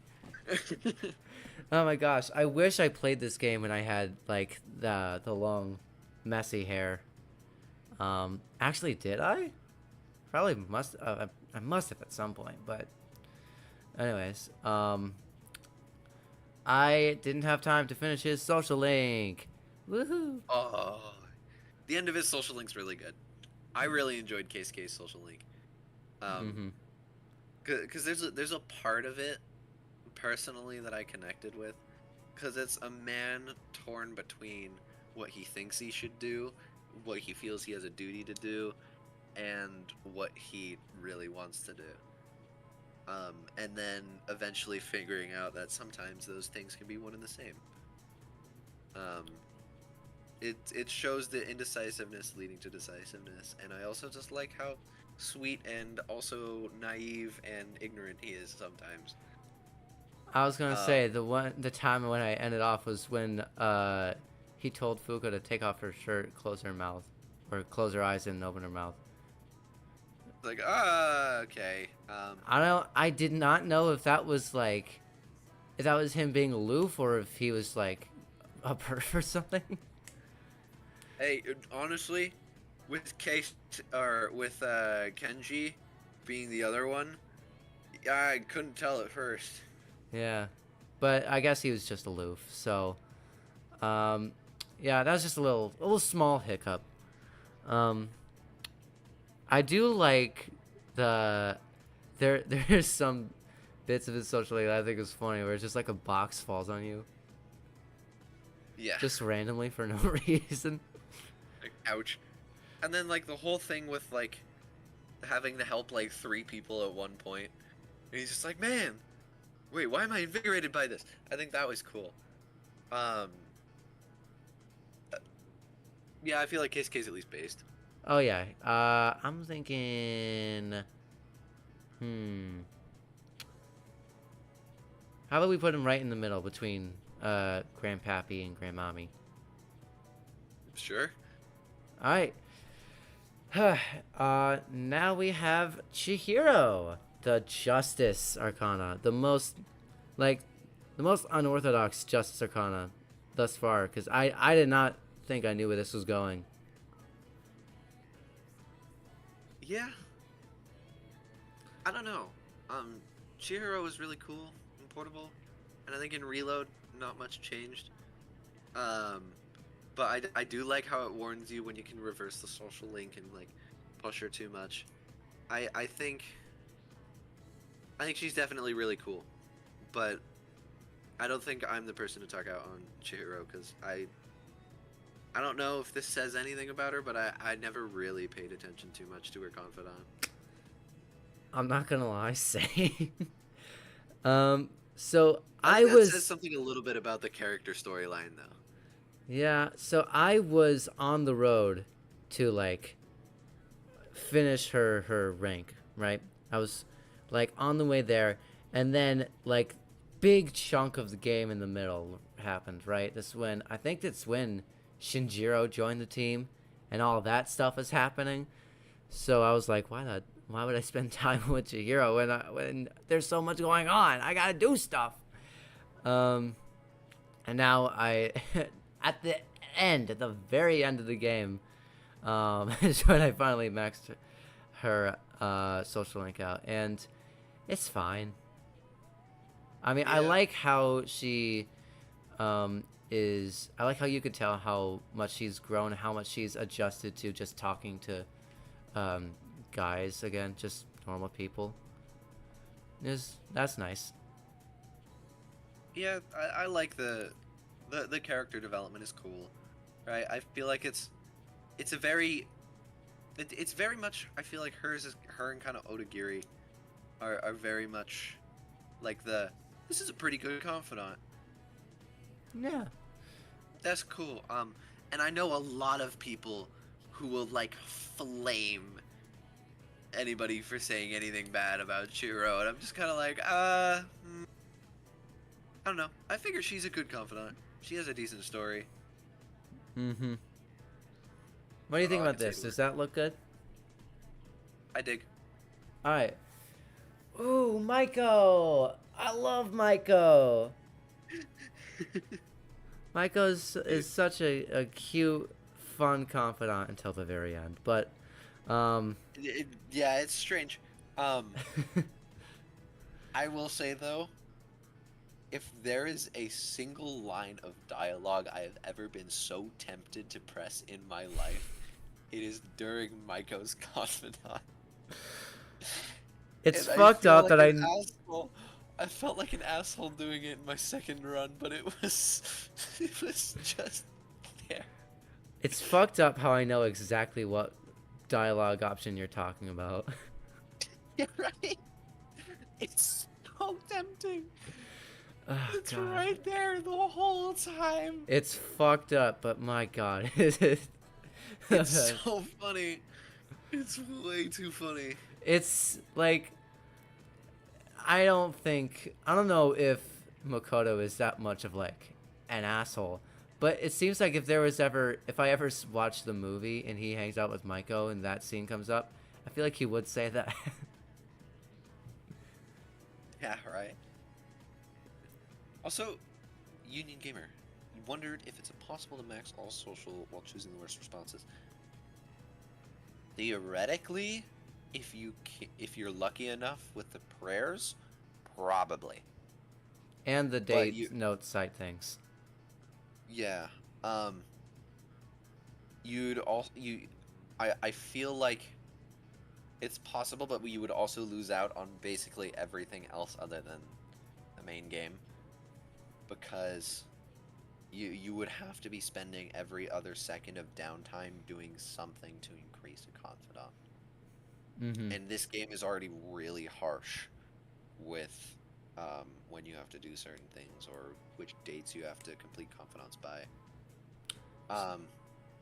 So Yeah. in conclusion, yes, but why would you? Yeah, in conclusion, yes, but kind of ruins the game in some point of some way. Mm-hmm. My ghost confidant, on the other hand, I feel like for that line of dialogue alone, based. Oh yeah, at least. And then this is actually really funny if we put her above to Kaya. Was other than that though, I feel like her confidant was very much like very in character, and I'm like, you know what? I quite like this confidant. It's fun. Mm-hmm. And we can chalk up that last bit of dialogue as just like she's a kid, she doesn't get it, right? Yeah, she doesn't get it, you know. Speaking of little kids, we got Pharaohs. Burrows. I like how creepy he is. Uh-huh. I like someone else, what was it? Semblance of Sanity, I think it was. I was watching that guy's playthrough, and he keeps talking about how he loves Alex Lee's performance as Pharaohs because it's so unsettling. It's just the right amount of like, hi, you know, Yeah, right. in his voice. It's just so like unnerving. Alex Lee. Hey man, give props to the brother. Props to the man. Pharaohs, in all honesty though, I feel like other than the fact, once he transitions into Ryoji, he becomes peak. Oh yeah. I feel like if we have to separate those two characters, sadly. Mm-hmm. But if we had to separate them, I love the creepiness, but I don't think he goes above based.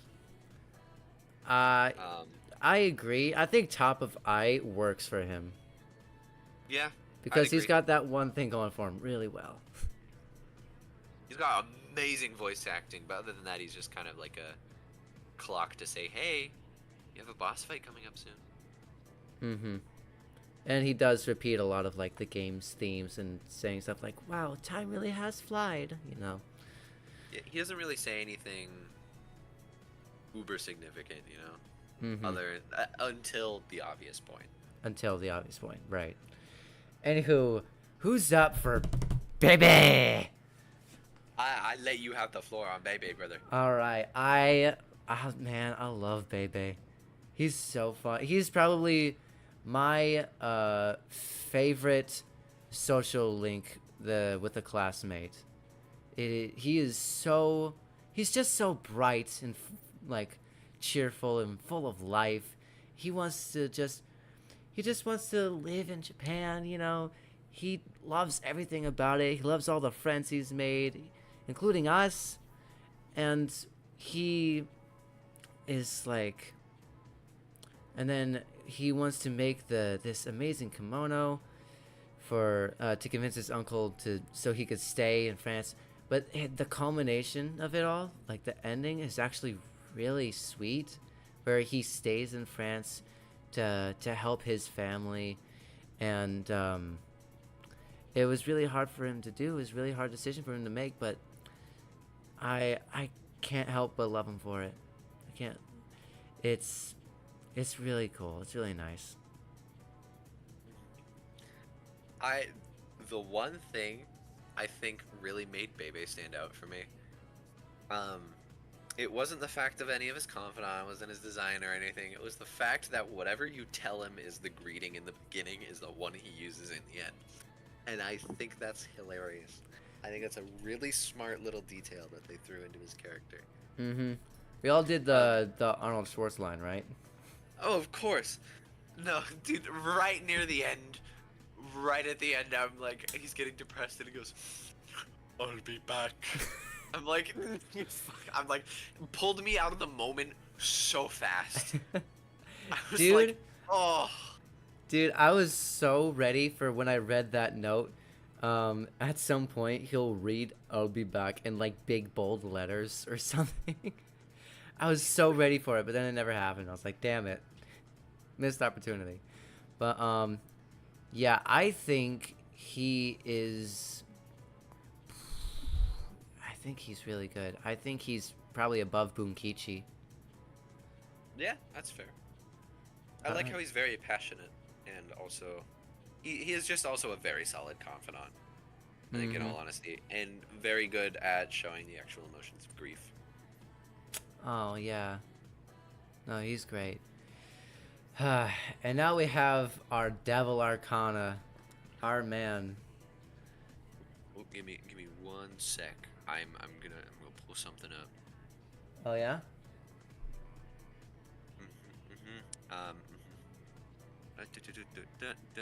Yep.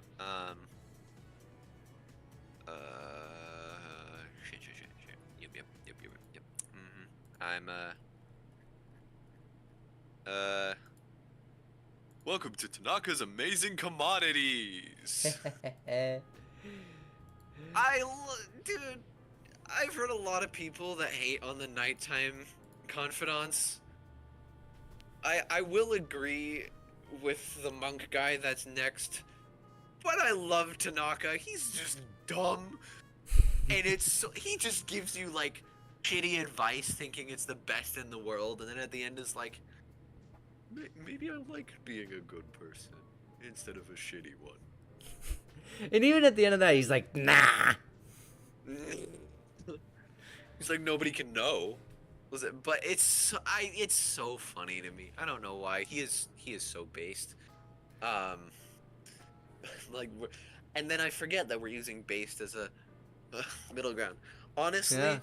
I would put him at the bottom of for real because I just love I love all of just the like really crappy type of dad advice he gives. But up to you. I'll leave the floor to you. Alright. So, I unfortunately did not finish his social link because, again, I did not have time. It was during the end of the world. I had other priorities. But, Fair. yeah, from what I've gleaned, I had to give him so much fucking money in order to pay attention, in order to, like, start the social link. I had to talk to Maya, which is, I've told the chat frequently, something I don't want to do. And I finally got him, and like, yeah, it is funny. It's absolutely hilarious, and I love that he also gives us like his business strategies at like, what is it? It's like the emergency kit stuff. Like,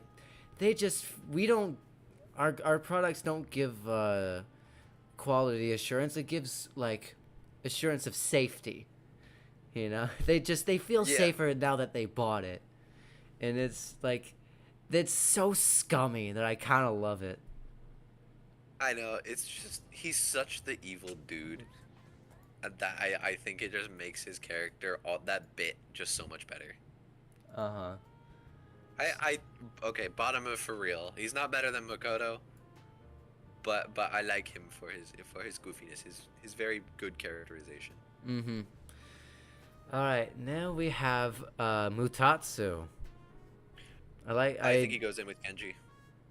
Oh shoot, really? He's got an interesting plot line, but like most of his dialogue was just kind of not that good. In all honesty, I enjoy it. It's just he's just kind of there, and like in the end he gets his piece and all that, but it's just boring all the way through. I can never really tell what the point of his confidant was. Like, everyone else tells like a story with a point, and then at the end he's just like, oh yeah, maybe I shouldn't have run away. It's like, okay. That makes sense. The way I looked at it is like, I guess I think more about the end than I do like the actual journey to get there, because he eventually like regrets the decisions that he's made, where he you know, he left his wife, he left his son, and the life that he lives is not something he's happy with. So he's like, why should I just... I've been running away from this problem I have, so maybe I should just stop. And I mean, I thought that was nice, but I guess you're right in the sense that like shit just kind of happens and I don't really think about it. I didn't really pay attention to it because one time another one of my friends, Rose, came into the stream and we were talking over him. So yeah, I mean, if you want to put him right here, that's fine. I'd put him above Kenji because at least he has a satisfying end and isn't just a weirdo. But I don't know. I used to like him, and then I'm just kind of like. But yeah, I think I agree with you. I was thinking of the end more than the journey, and now I'm just thinking more about like the whole picture. I don't know. All right, next up, Momoyo Hayase. I like this guy. Yeah. I do too. I love this guy.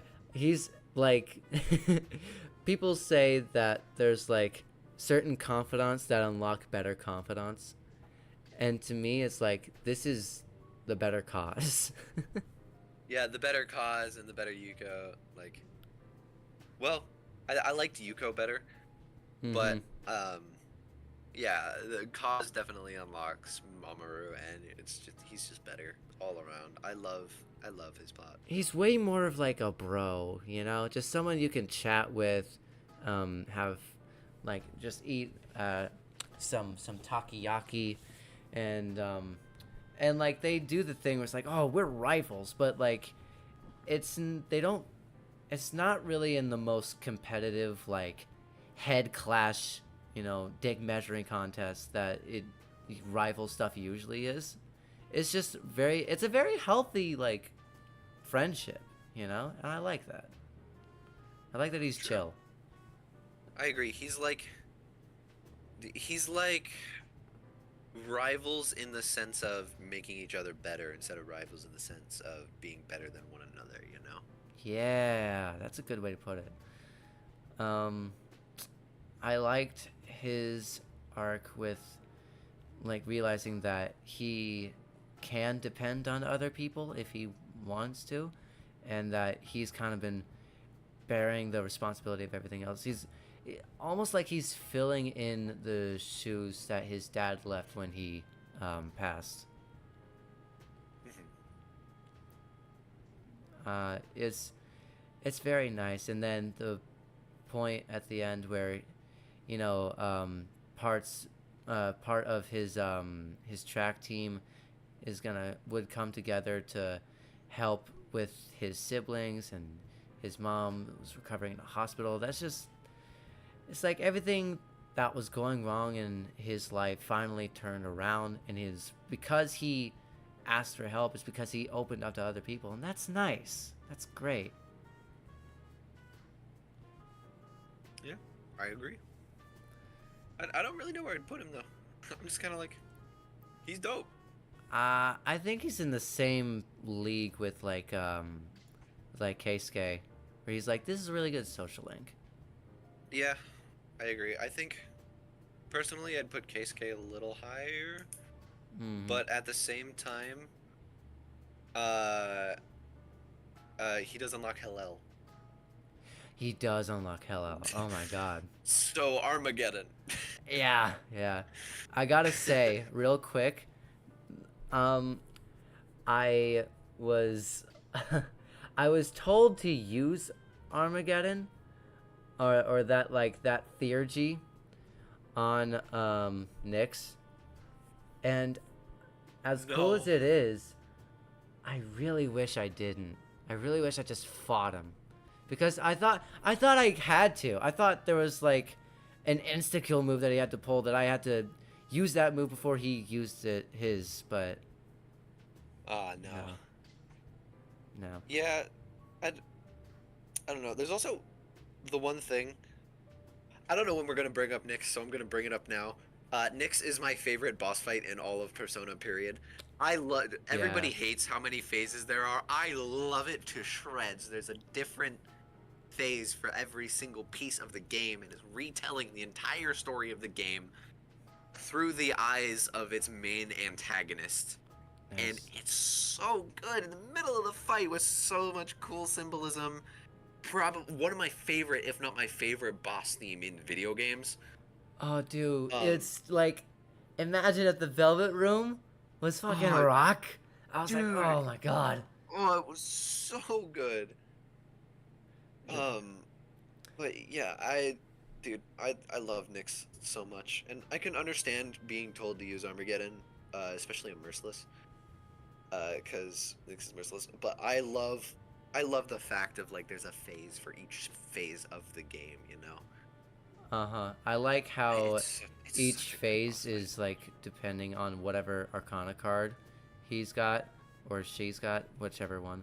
Um, and there was one thing I will say. One thing about Nyx that I was just a teensy bit disappointed with is I thought the design for Nyx would look different because like I get what they're Just a going little. with. I'm getting what they're going with the whole like it looks like Ryoji but fucked up and with like not angel wings but like Yeah, Sephiroth but wings. yeah, I got you. But I was really hoping that Nyx was like a raven or a crow. Like, it looked more animalistic because you see this like in the opening, right? In the opening when you start up the game, you see like you see a crow on like a spot on a stoplight, and sometimes crows or ravens, I can't remember which ones. Sometimes they are representative of death. That's why Both, I think. that is why like plague doctors wore those masks because they were symbolism for death. And when you're climbing the floors of Tartarus, sometimes you see these black feathers just kind of slowly drifting or falling onto the ground.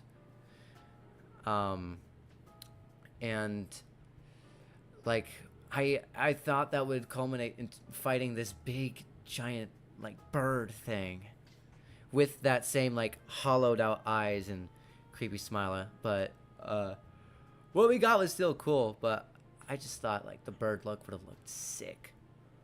Yeah, agree. If they leaned into it a little bit more, it would have been really cool. Mm-hmm. But I love what they ended up doing with Nyx, and also the original Nyx when I played in Portable took me an entire 3 months to beat. 3 months? I was underleveled. I went up there like with like my guts out, and every single time I see the words Night Queen, I get PTSD.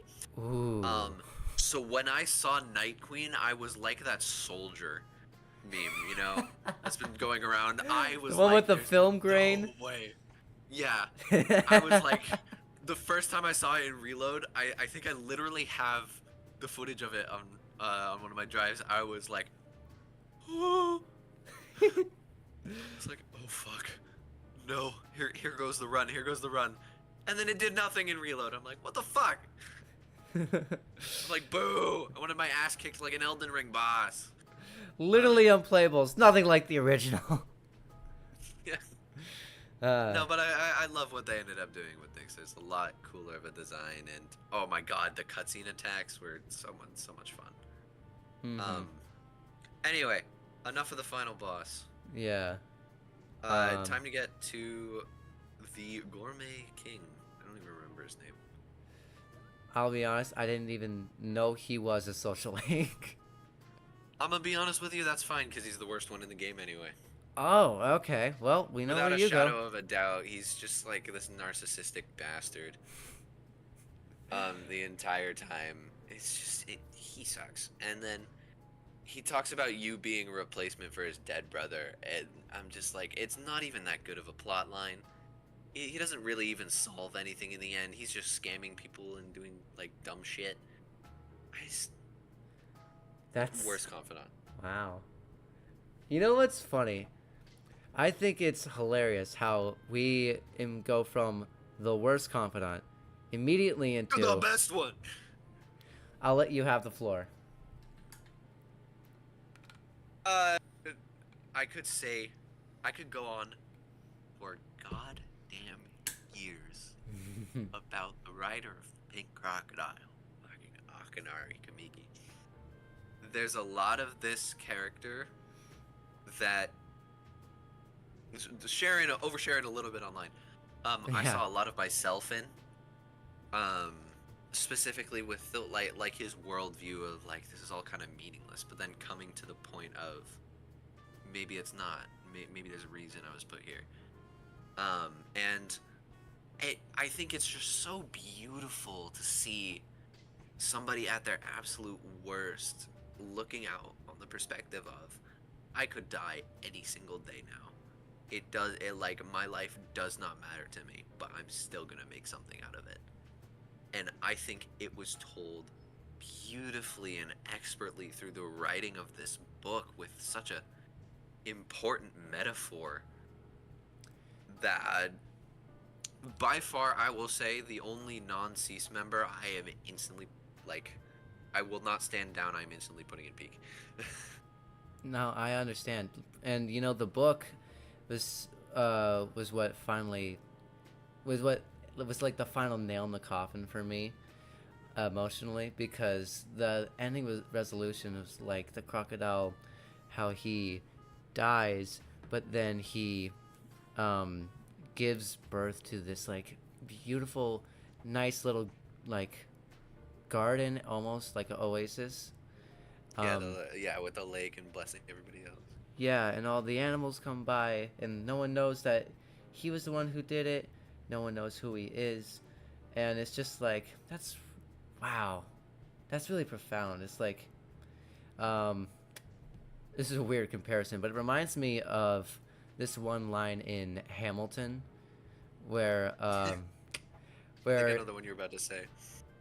where he goes, "What is a legacy? It's like planting seeds in a garden that you don't get to see. It's like living, living and then contributing to someone else's life without them even knowing it, without knowing who anyone is in that transaction. But it's just leaving the world better off than when you were there, and that's incredible. That's really impactful. Yeah, seriously. And then on the Throw other him line, up there. and then another line he has that was in the trailer that I absolutely loved was, "For you or for me, just simply existing gives our life meaning." That's so, that's so good. That's absolutely so good.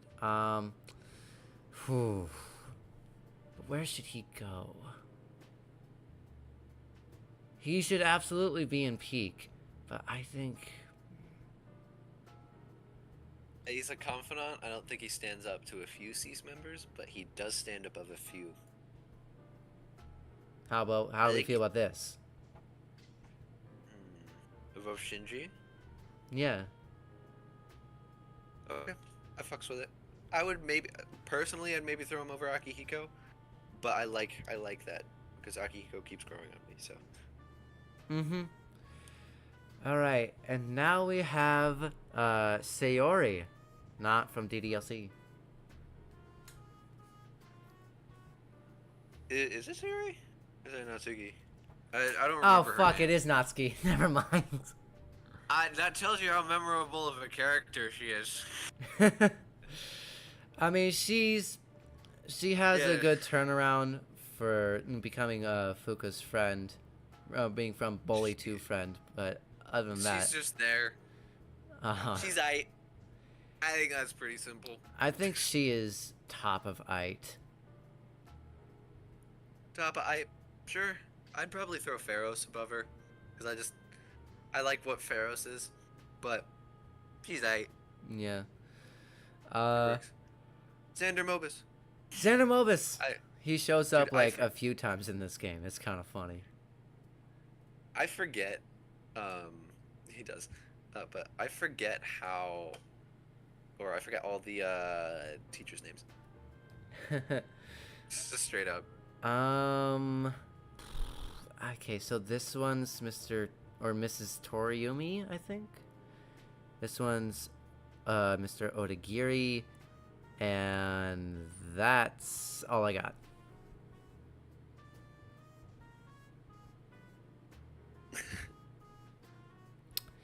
Close enough, I guess.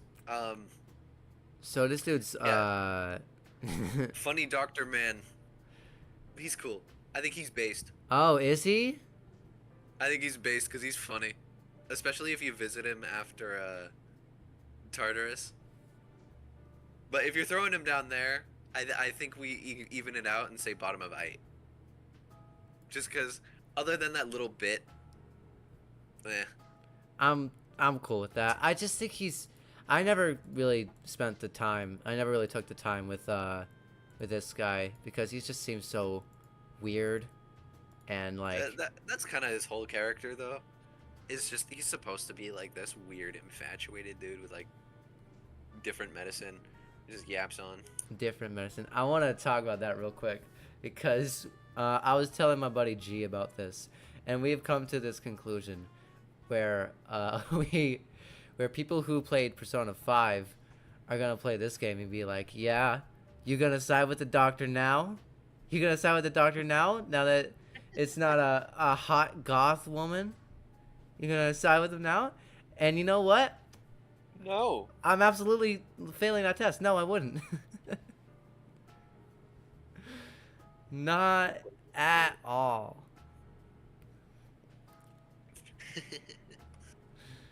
Yeah. There's not much to be said about many of these teachers. Because, to be honest with you, I skipped past them and used the network features anyway. Alright, so we'll put them and I'll put you above them because you have a very funny look and funny voice. You are kind of like endearing with your whole samurai motif. You're he's based. Oh, he's based? Or maybe for real. I don't know why. I like him. No explanation. No explanation? Okay. How about that? Hold on, yeah, I need to let it load on my stream. I like that. All right, cool. This dude is the worst one. Honestly, hold on. Put him. Throw him. You're putting him in. Are you putting him in a new tier? I'd have to remember his name to do that. No, I'd put who tier. Okay. Who? Yeah, it's just that that Snoop Dogg gif. Yeah. You are also going there because like who cares? Who? Okay. Also the principal. I know who the principal is. Put him at the bottom. We could have gotten FemC instead of you. He did nothing. What did bro do? He just yapped. He did just yap. He did just waste our time, didn't he? Yeah. And we got the dude who runs the medicine shop. I like him. Who was his voice? Who did he voice originally? Shit. Oh, is he one of the OG voices? I believe so. Nope.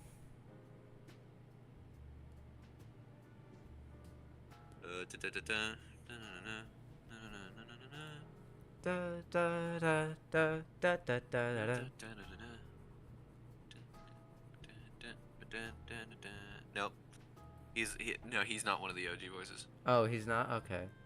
At least from... Alright. Let me double check. Twitter post. Yeah. No, at least from some shallow research. Shallow research. But he's cool. I dig him. He's also real as fuck. Yeah. Okay. I do like that he gives us a lot of medicine. That is quite literally saved my ass so many times. with all this stuff, all these personas inflicting them goddamn ailments, pisses me off. So I Stuffy think cells eroded. he's right here, Fair. like just below Pharaoh's. Next we have the antique shop lady, aka Okay. fucking what's her name? I forgot, but she was one of the scientists. That's a cool twist. I really like how that ended, because I thought that was Yukari's dad the whole time. But instead it was... God, why am I blanking on her name? I don't remember her name, to be honest with you, mate. I think just antique shop owner lady. She's cool.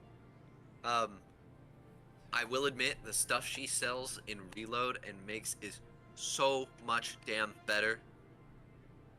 And she is also the original voice of Yukari. That I did know. Kawakami! That's the name I was thinking of. Kawakami, yeah, same person. Yeah. I think yeah, it's whenever I think whenever I hear a voice that sounds like if I ever hear that voice actor specifically, I just get war flashbacks to like seeing her in a maid outfit. It's like, oh no. Oh no. It's you. Okay. In terms of the antique shop lady though, for being absolutely goated with equipment, I think she goes in based either above Jin or Kaz. Specifically because she was so much better in this game and actually had like a character plotline in the background. Mm-hmm. I agree. I agree. I think it was a cool little secret character, you know. And she had more to say about what we do because she knows what we do because she was a scientist. Yep. She even had something to say about Shinjiro, if I remember correctly. Mm-hmm. Like when he passed, which was really nice. Officer Kurosawa, aka the OG voice of Akihiko. Yeah, I like him a lot. I think he is also pretty based. I would agree. Being the one chill cop in like ever probably in Persona. True. Yeah, I feel like that's a good spot for him. I dig him, especially during Akihiko's confidant. He's just like, you guys. He's like, I'm fighting for you here. Like, don't be dumbasses. Don't be dumbasses. Yeah. We'll save this one person for later. What's this dude's name? We'll just call him Mitsuru's dad. Mitsuru's dad, and I figured out recently he's the original voice of Shinji, if I'm not mistaken. Oh, there's a point I thought he was Roger Craig Smith. There's a point where he sounded so much like him, and then I was like, oh, no, that's not him. That's fair. No, but yeah, I served his purpose. Mm-hmm. Very brooding guy. He did die. Boo-wah. He died very well. All right. Casey. It's time. Casey. I went to... I have done all of the Monad doors. Right? I went through all the floors. I took down every shadow. And then...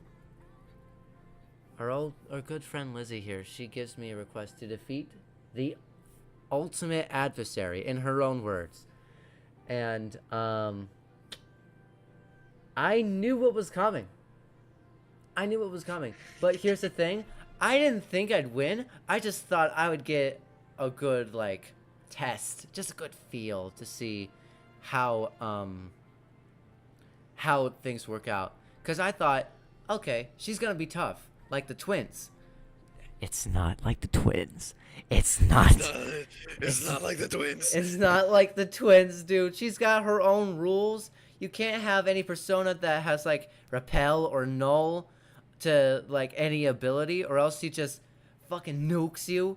She uses all the elements based on the order they're in that line thing. And she is just so freakishly strong. And you don't have any of your party members. It's just you. and I guess Yeah. Fuka. But Technically. it's just it was at that moment. It was in that moment where I was like, yeah, no, I'm not doing this. This is a new game plus situation. Oh my god. Also, I just love everything Elizabeth is. She's probably my favorite Velvet Room attendant. Oh yeah, no, she's amazing. Yeah, I remember I hated her in Portable for some reason. But then once I got to Reload, I was like, let me look at this a different way. And then I did. And I think she's one of, if not the only person to carry over the voice actor into Reload. Oh, really? Zoltara Platt. That's cool. Also, I just love her confidant pathway. I love the idea of like being lost, but like, oh, I have to be respectful. Here is all of my money into this fountain. She's like, throw I'm her gonna have the biggest wish. For real. Throw her in Peak. Mm-hmm. She's just dope. That's a good send off. Absolutely. We'll put her in between Yukari and Mitsuru. Actually, perfect spot. And there we have it, folks. Damn. After It's a goated ass tier list. Like, all right, after 2.5 hours, we did it. We have concocted the correct tier list. Don't look at anyone else's. They don't matter. yeah, we are objective. Thank you. Uh-huh.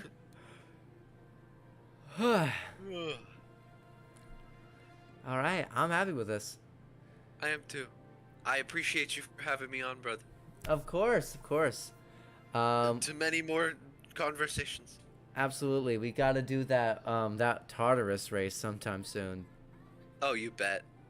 I've been craving making a YouTube video. Yeah. All right. I think that's on both of our yawns, it's a good time to clock out. Mm-hmm. Absolutely. All right. I'll talk to you later, man. You have a good one. Hey, you too. Mm-hmm. Bye-bye. Bye, stream. Woo.